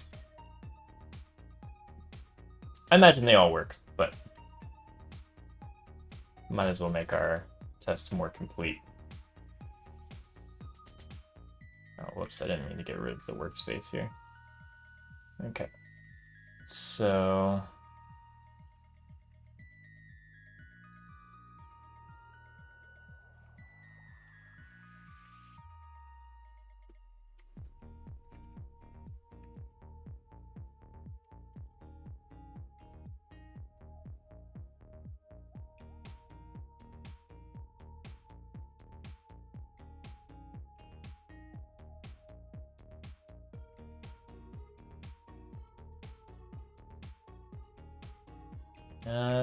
do 1.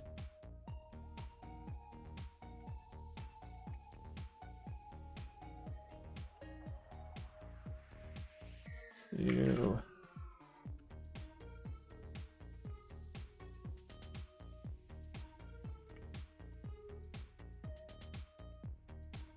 3.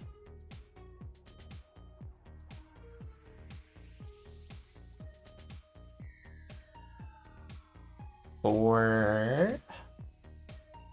Throw for my new class. We're not gonna do. We'll do main. We'll do main.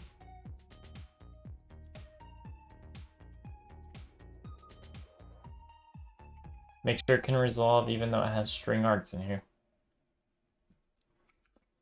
It's 2 a.m. so you're gonna quit. Don't watch the viewer count. No, you're right. You're right. I should never have looked. I'm learning.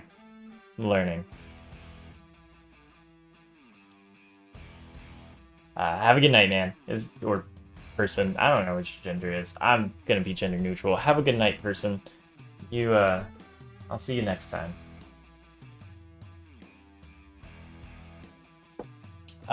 Theory. Do you think that... Have a good night, they?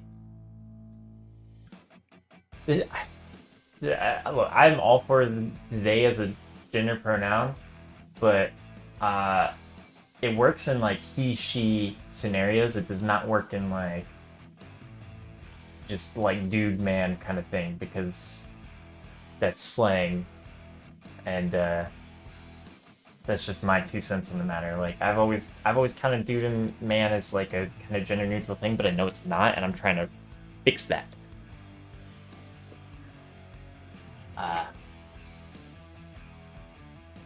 Political correctness on this stream is a high requirement. Not even political correctness, it's just not being I don't know, just paying attention to people, because they're people. They have a right to have pronouns whatever they want them to be. Okay, so you think I should use a theory back to programming stuff? You think I should use a theory for this? And just replace each one of these with like an index number and the string for what I expect? Do you think that would be better than having just all of these?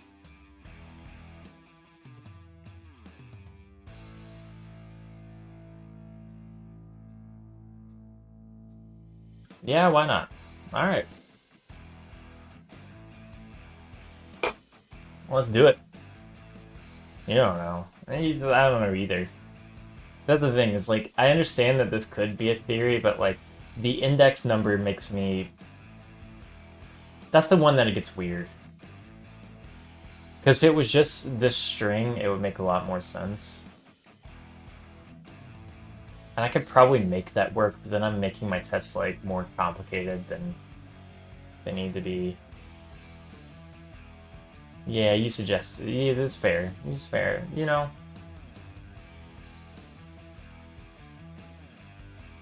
all of these are gonna work flawlessly.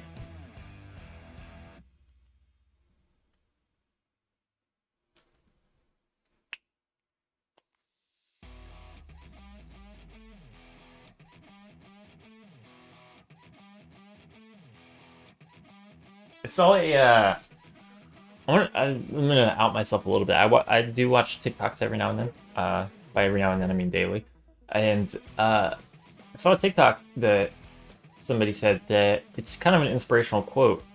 Um, that the world won't end today because it hasn't ended for Australia yet. And I know that's not how time works, but like in a naive way, that's kind of inspirational. Like I feel like Australia would let us know if the world was ending, right? Looking directly into the camera, uncomfortable eye contact. Something failed. Third for my new class, 2 string. Did I just copy one wrong? 0, 1, 2. Should be 2 string.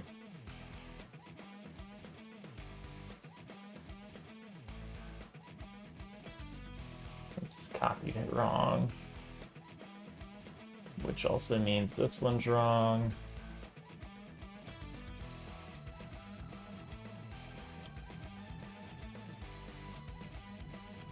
Which is good, because this 3 didn't make any sense, considering there were a lot more outcomes. Here we go. Here we go.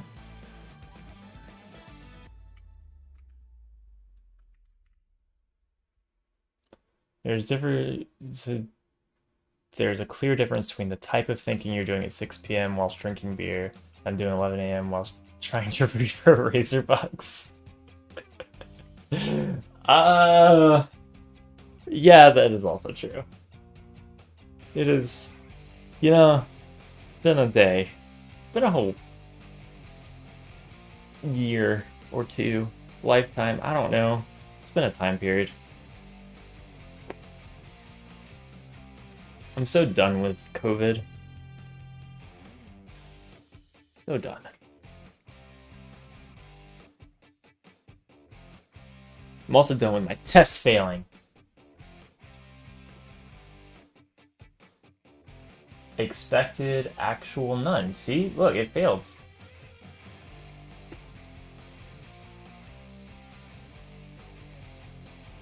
This is good to know.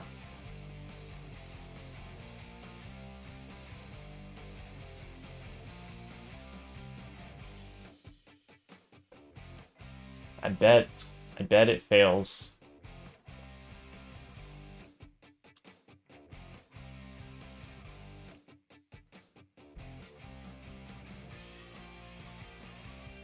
Because it doesn't look for arguments, right? I bet money on that. Not a lot of money, like 25 cents. Not rich.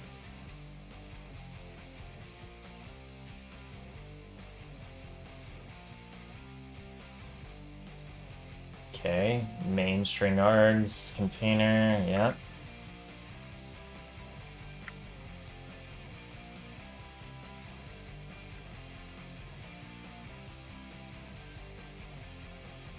Yep, here we go.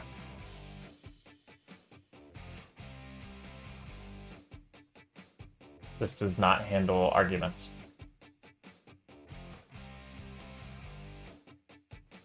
Or parameters, I guess.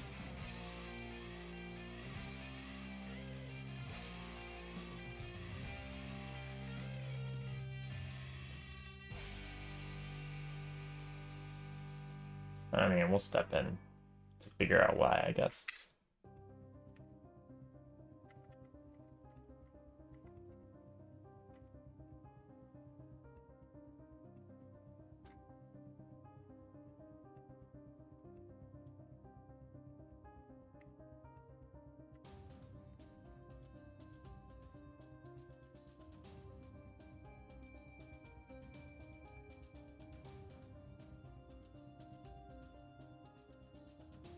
So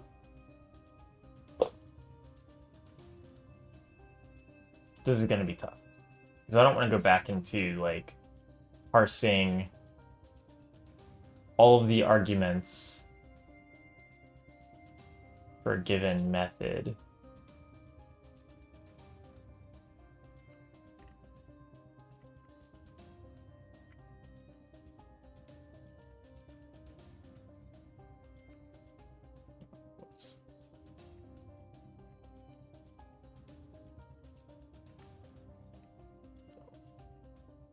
I'm pretty sure this is the problem, is that it has the parameters, and so we're going to see that when we're looking at this.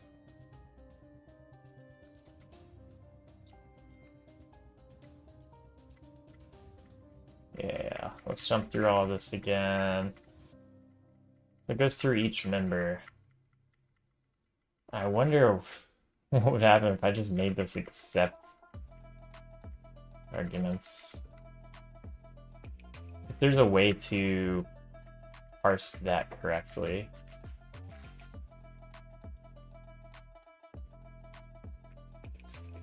Parsing parameters is well,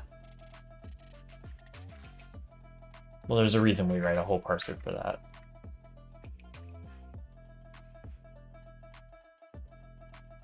Okay, what is this type declaration?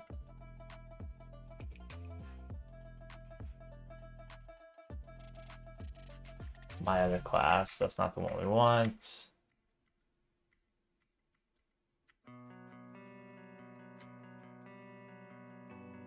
My class, so we want program.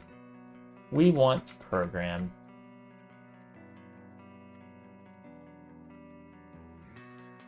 There we go.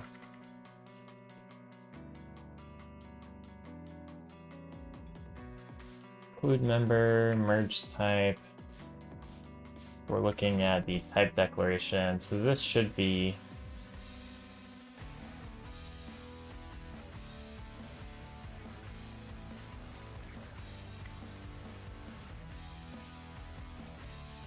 so type member names.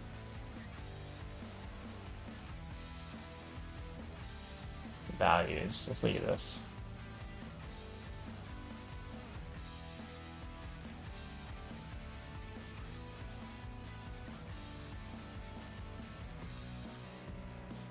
Oh no, I froze Visual Studio.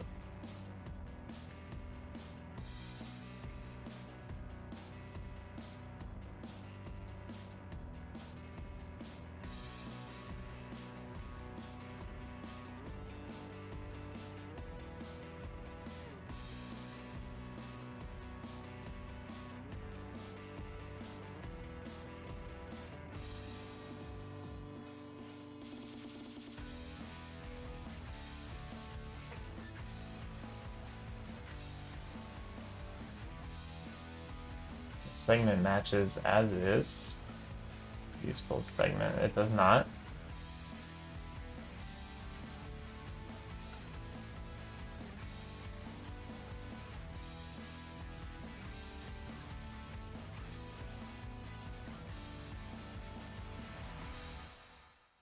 Okay, what are these chunks?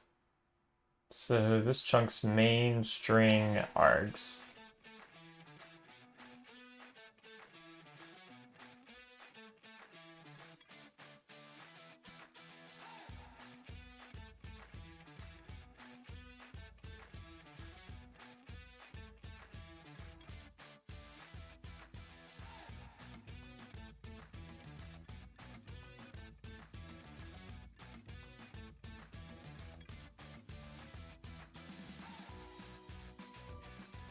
The pattern matching is now as follows. Break the segment, pass them to words. Breaking is rather simple and a good way to think about it, given often records and pattern. For each word, try to match the word against candidate value.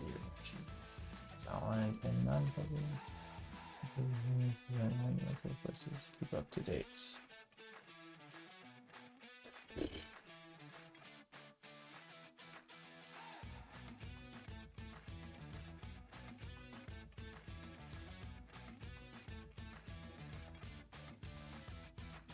Oh, this is gonna be fun. So this does camel case matching and stuff, which is cool. But I need signature matching. Signature matching would be great.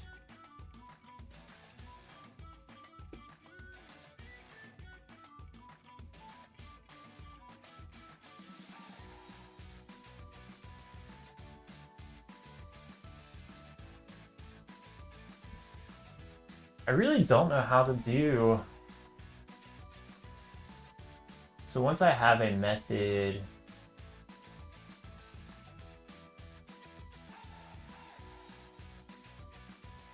I wonder, maybe this is kind of an outlandish idea, but I wonder if I can literally path this into the parser and get the parts out.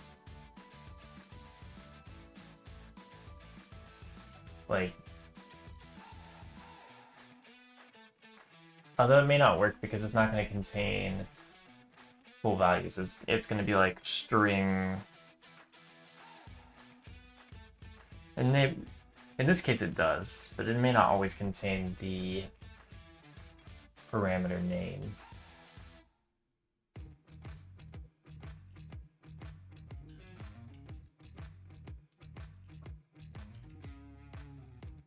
How do we do parameter parsing?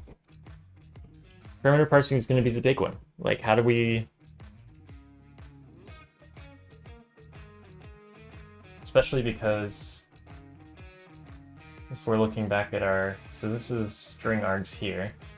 But if we look at this one, it's also string args. That's uppercase and lowercase, which is kind of funny.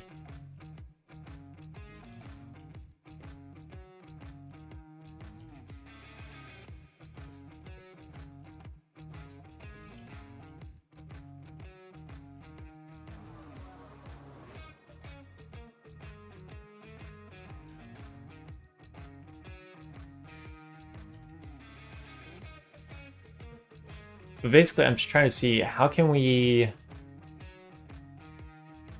know. Because I don't think it will include args if it doesn't have source symbols, right? So if it didn't have like CS line 12 here, I think it would just be string. I don't think it would have args here.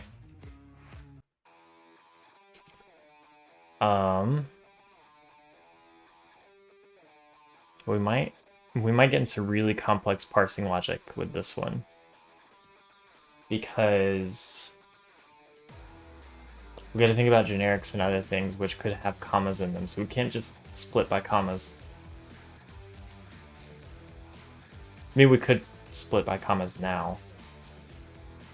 As a, like, we need to parse this out and then add more complex logic later as we continue and get this test pass working, which is probably the same thing to do. So let's do that. We don't have to worry about every case right now. We just need to know that we are parsing things, and we need to know specifically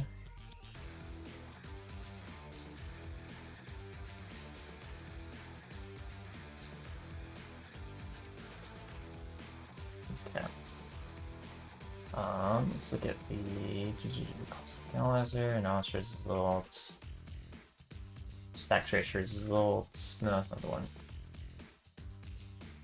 File line result.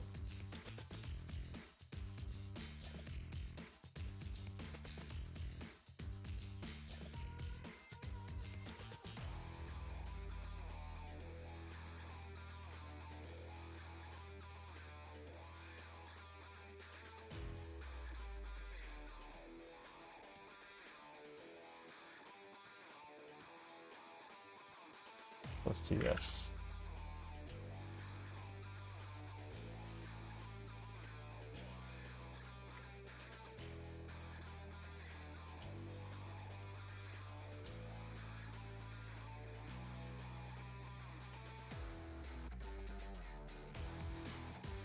We'll split this first.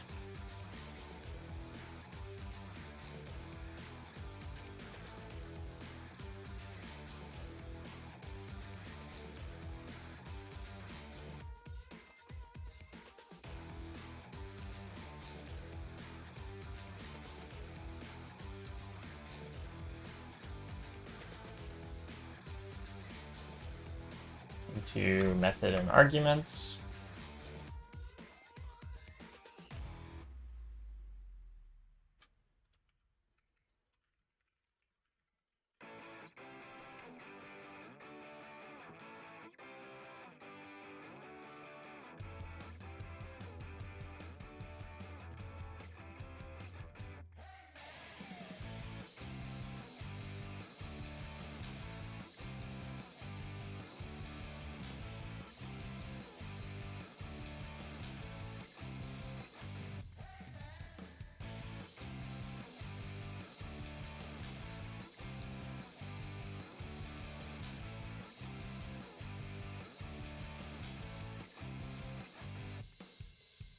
That actually will theoretically make this pass, which is kind of funny. That just means it's not a great, not an all-encompassing test, I should say. It's a good test, just not an all-encompassing test. But I think that will just make this pass, because then we only look for main and that worked correctly. The difference is we'll have to start accepting multiple results and figuring out if they have the right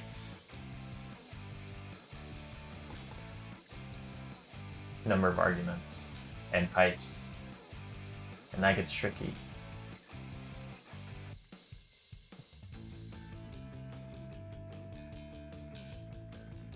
Because we might have to fuzzy match on type names and stuff too. One failed. Boo. I thought that was gonna work.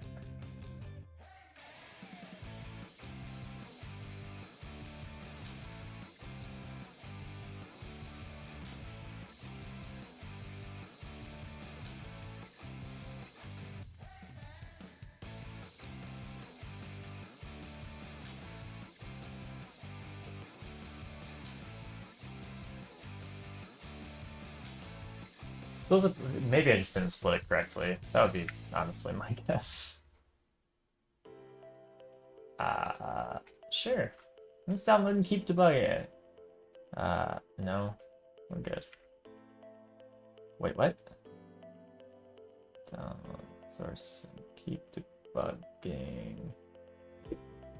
What? Why is it?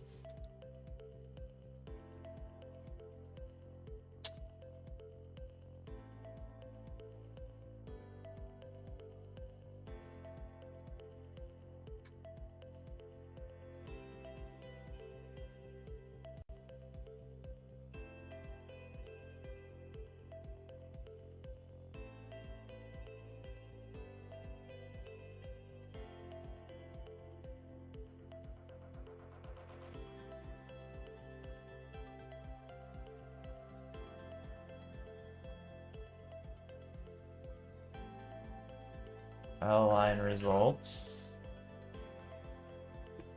What is it doing?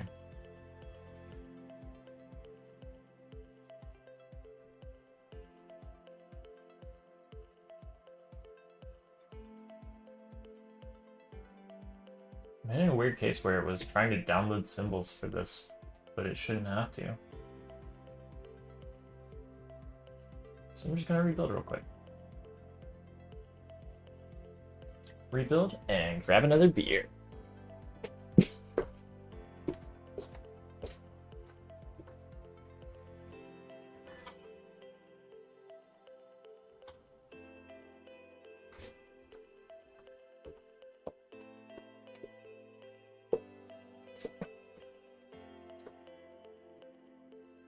Optimize beer time to beat my builds.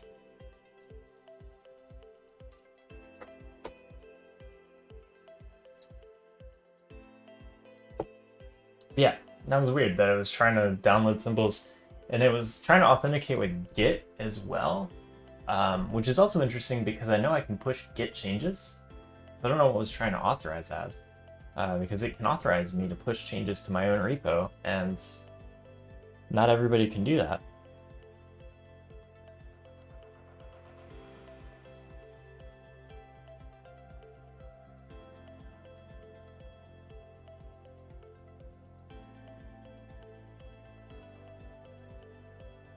And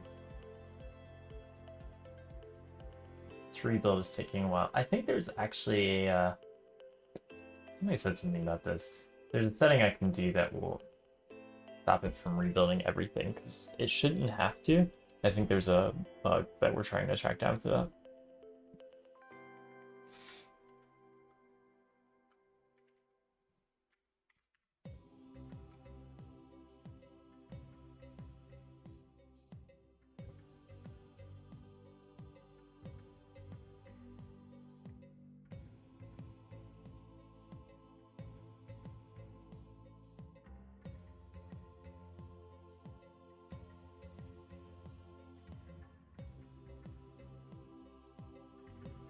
You haven't tried it.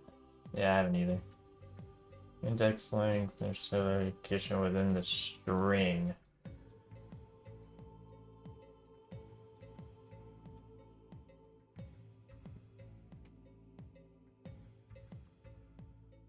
Oh, this should be the last index of, first of all. But, let's do it.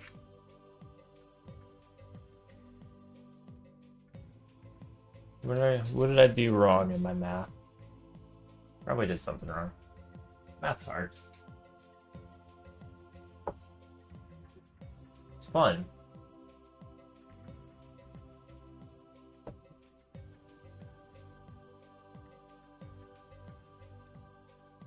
$31 to $32.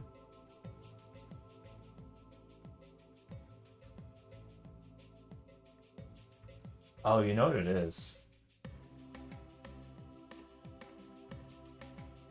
This is a length.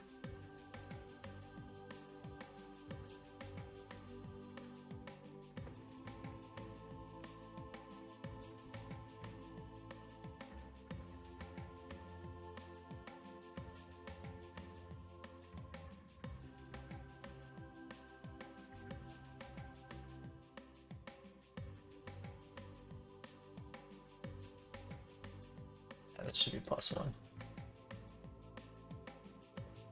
+1.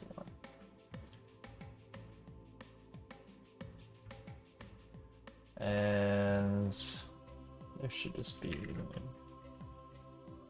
0, then empty. I don't know if substring already does that, but probably does.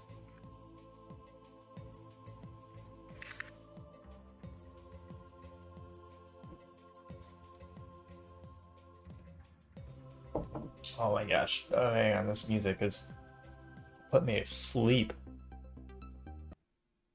Where's my, like, rock music again? Here we go.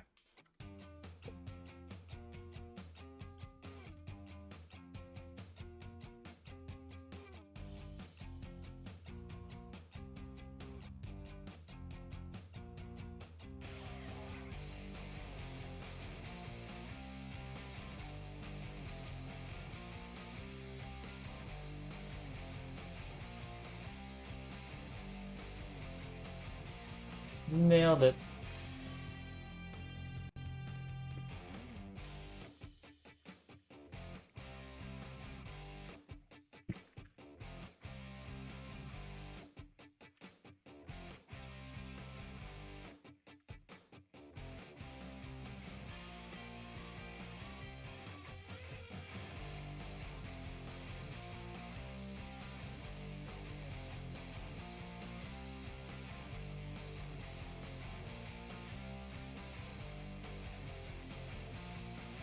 Alright, now we just copy and paste this. Just change this.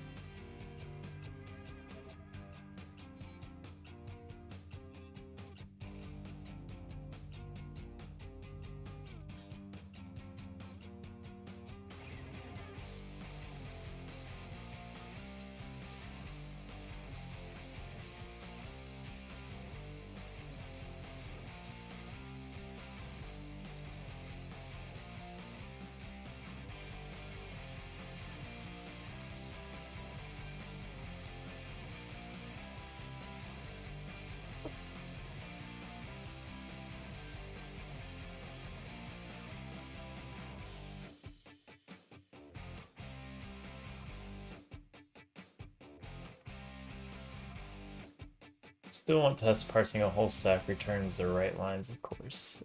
See another thought in theory. Should it be separate tests that just have a single line of call stack as input?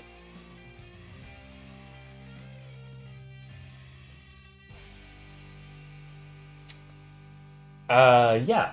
And honestly, the interesting thing is I wonder if just pasting in something like consulat for my class that throw at one, like just that string that's highlighted right now, should just work, right? Like you can almost think of it like if I copy this is not gonna work good, but just copy hang on. If I copy that and go search this. Actually, hang on. What fueled this? Cause oh, that doesn't work. Yeah. Should just like theoretically work there. So you're right. Maybe like also just copying and pasting one line should just kind of work. One thing I think I will do is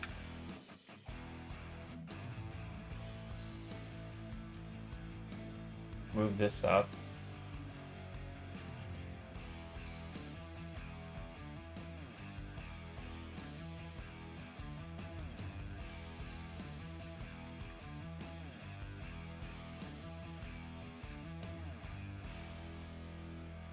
Because this is going to be needed as well.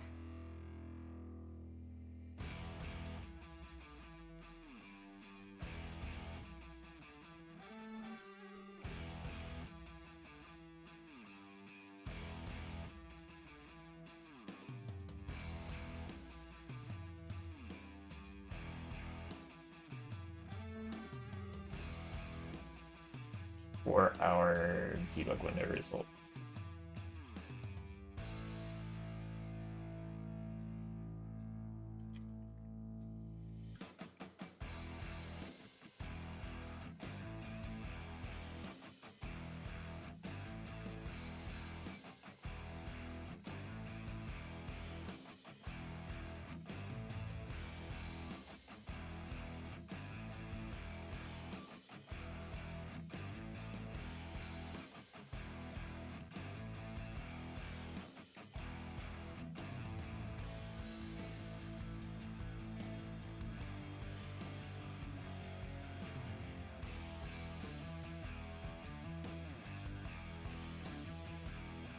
Yeah, you're right. If we do it as a single one, then the theory actually makes a lot of sense because it doesn't need to be a whole call stack. We probably want one that makes sure that it parses the whole call stack, but it doesn't even need to find all the symbols, right? It just needs to make sure that they're the same. I do kind of like that. That's a compelling argument.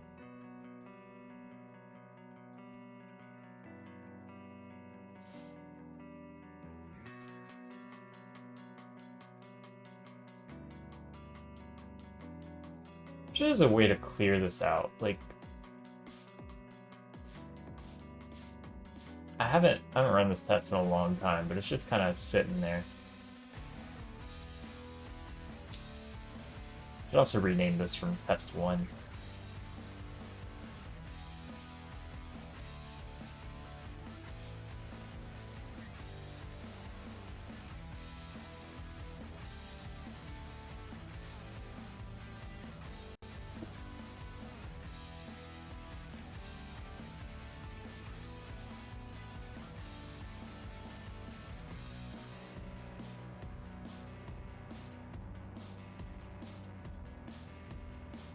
Come on, big money! Big money! Yeah, green light. We'll call this test. What do I call it? A debug window?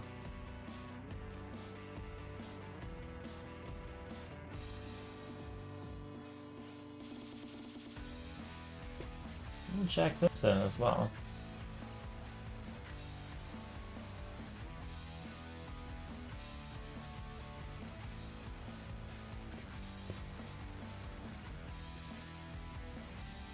Oh, it actually did sign me out of GitHub. Here's the connect to GitHub. Let me sign back in.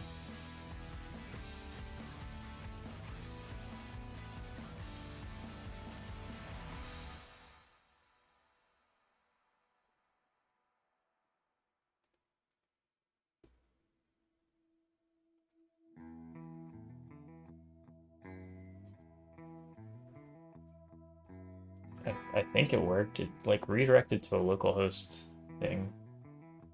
Didn't pop anything up, so who knows? Might have worked.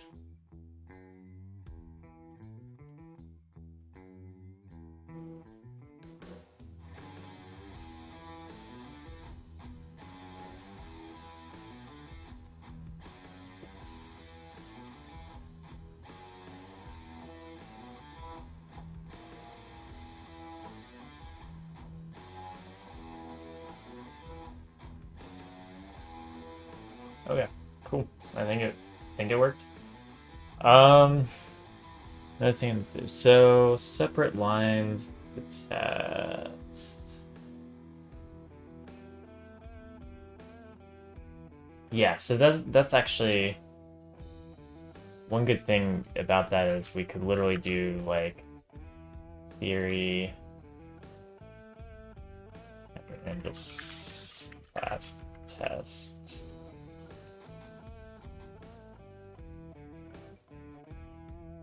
And we just want to test that a symbol has been found, and we want the input line and I don't know, what do we call this? And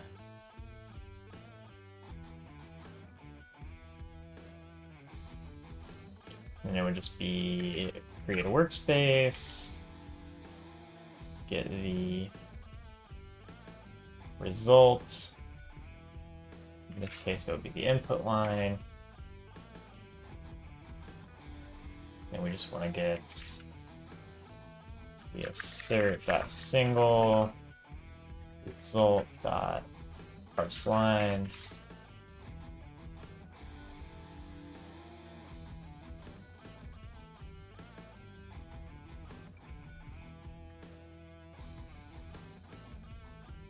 This would just be symbol text, and that's literally it.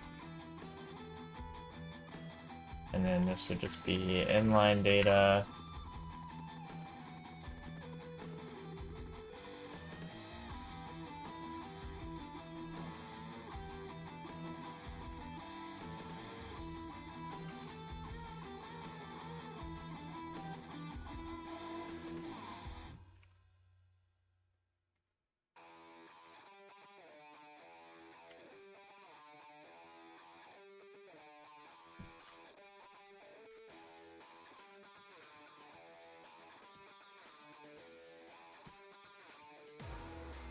Something like that.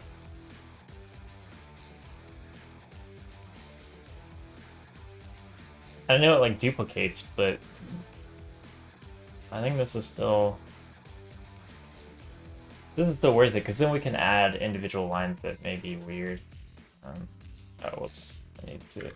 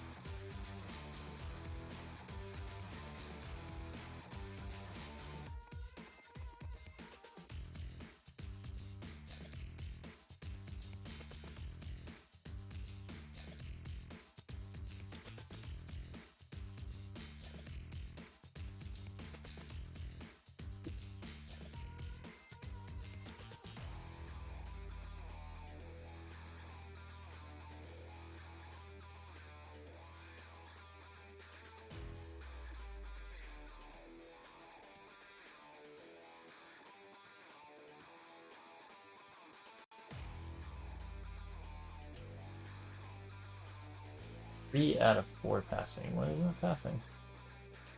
Oh, this one's not counted as passing.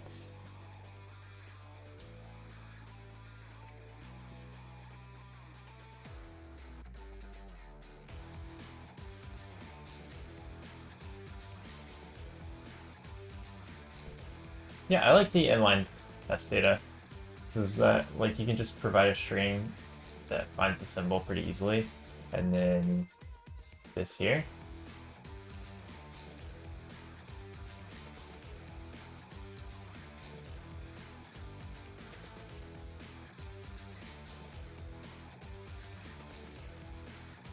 I don't know if it's worth like duplicating all of these lines.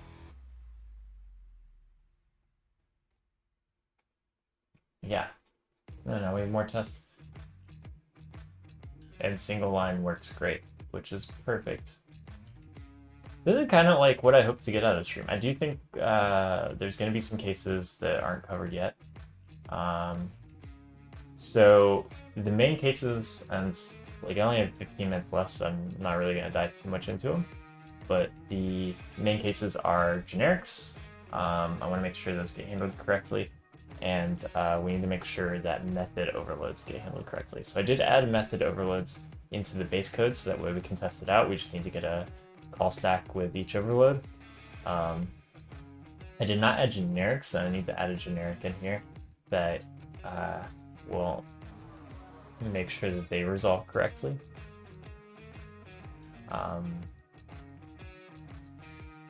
This is a good first step. That's a good first step. We still have plenty of time to get this in. We're not even done shipping 17.0, so 17.1 is coming up. But this is good first step into the feature branch, and I'm pretty happy with where we ended on this. I think we're gonna find basically this is gonna be a good area where just a lot of testing will help. That parsing logic is gonna be super strict, right? Like it's got to do its best to find symbols in a thing. And we're just going to find cases where people paste random things in and it's going to break. I think I'm going to end the stream here. I got a good momentum going. I'm willing to hang out for a little bit with people, but I don't have any more like programming things to do right now other than start something that will take a long time, and I don't have a long time.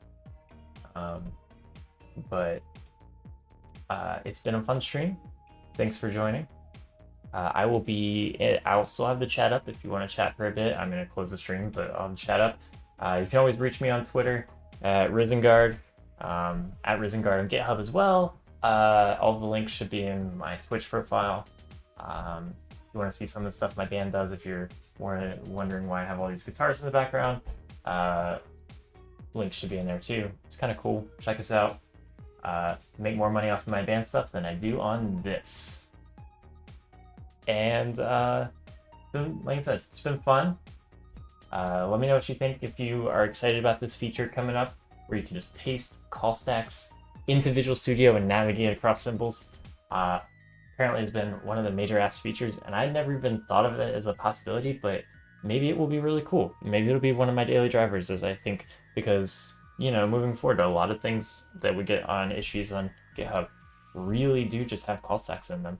And kind of pasting that into Visual Studio and navigating through Roslyn, maybe my step forward that I just didn't know I needed. So we'll see. Look for this coming out in 17.1. As it improves, previews and everything will come out. Try it out. Till then, I've been Andrew, aka Risengard, aka however you want to say it.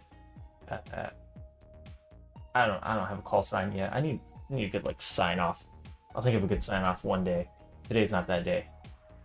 Until next time, though. Take care.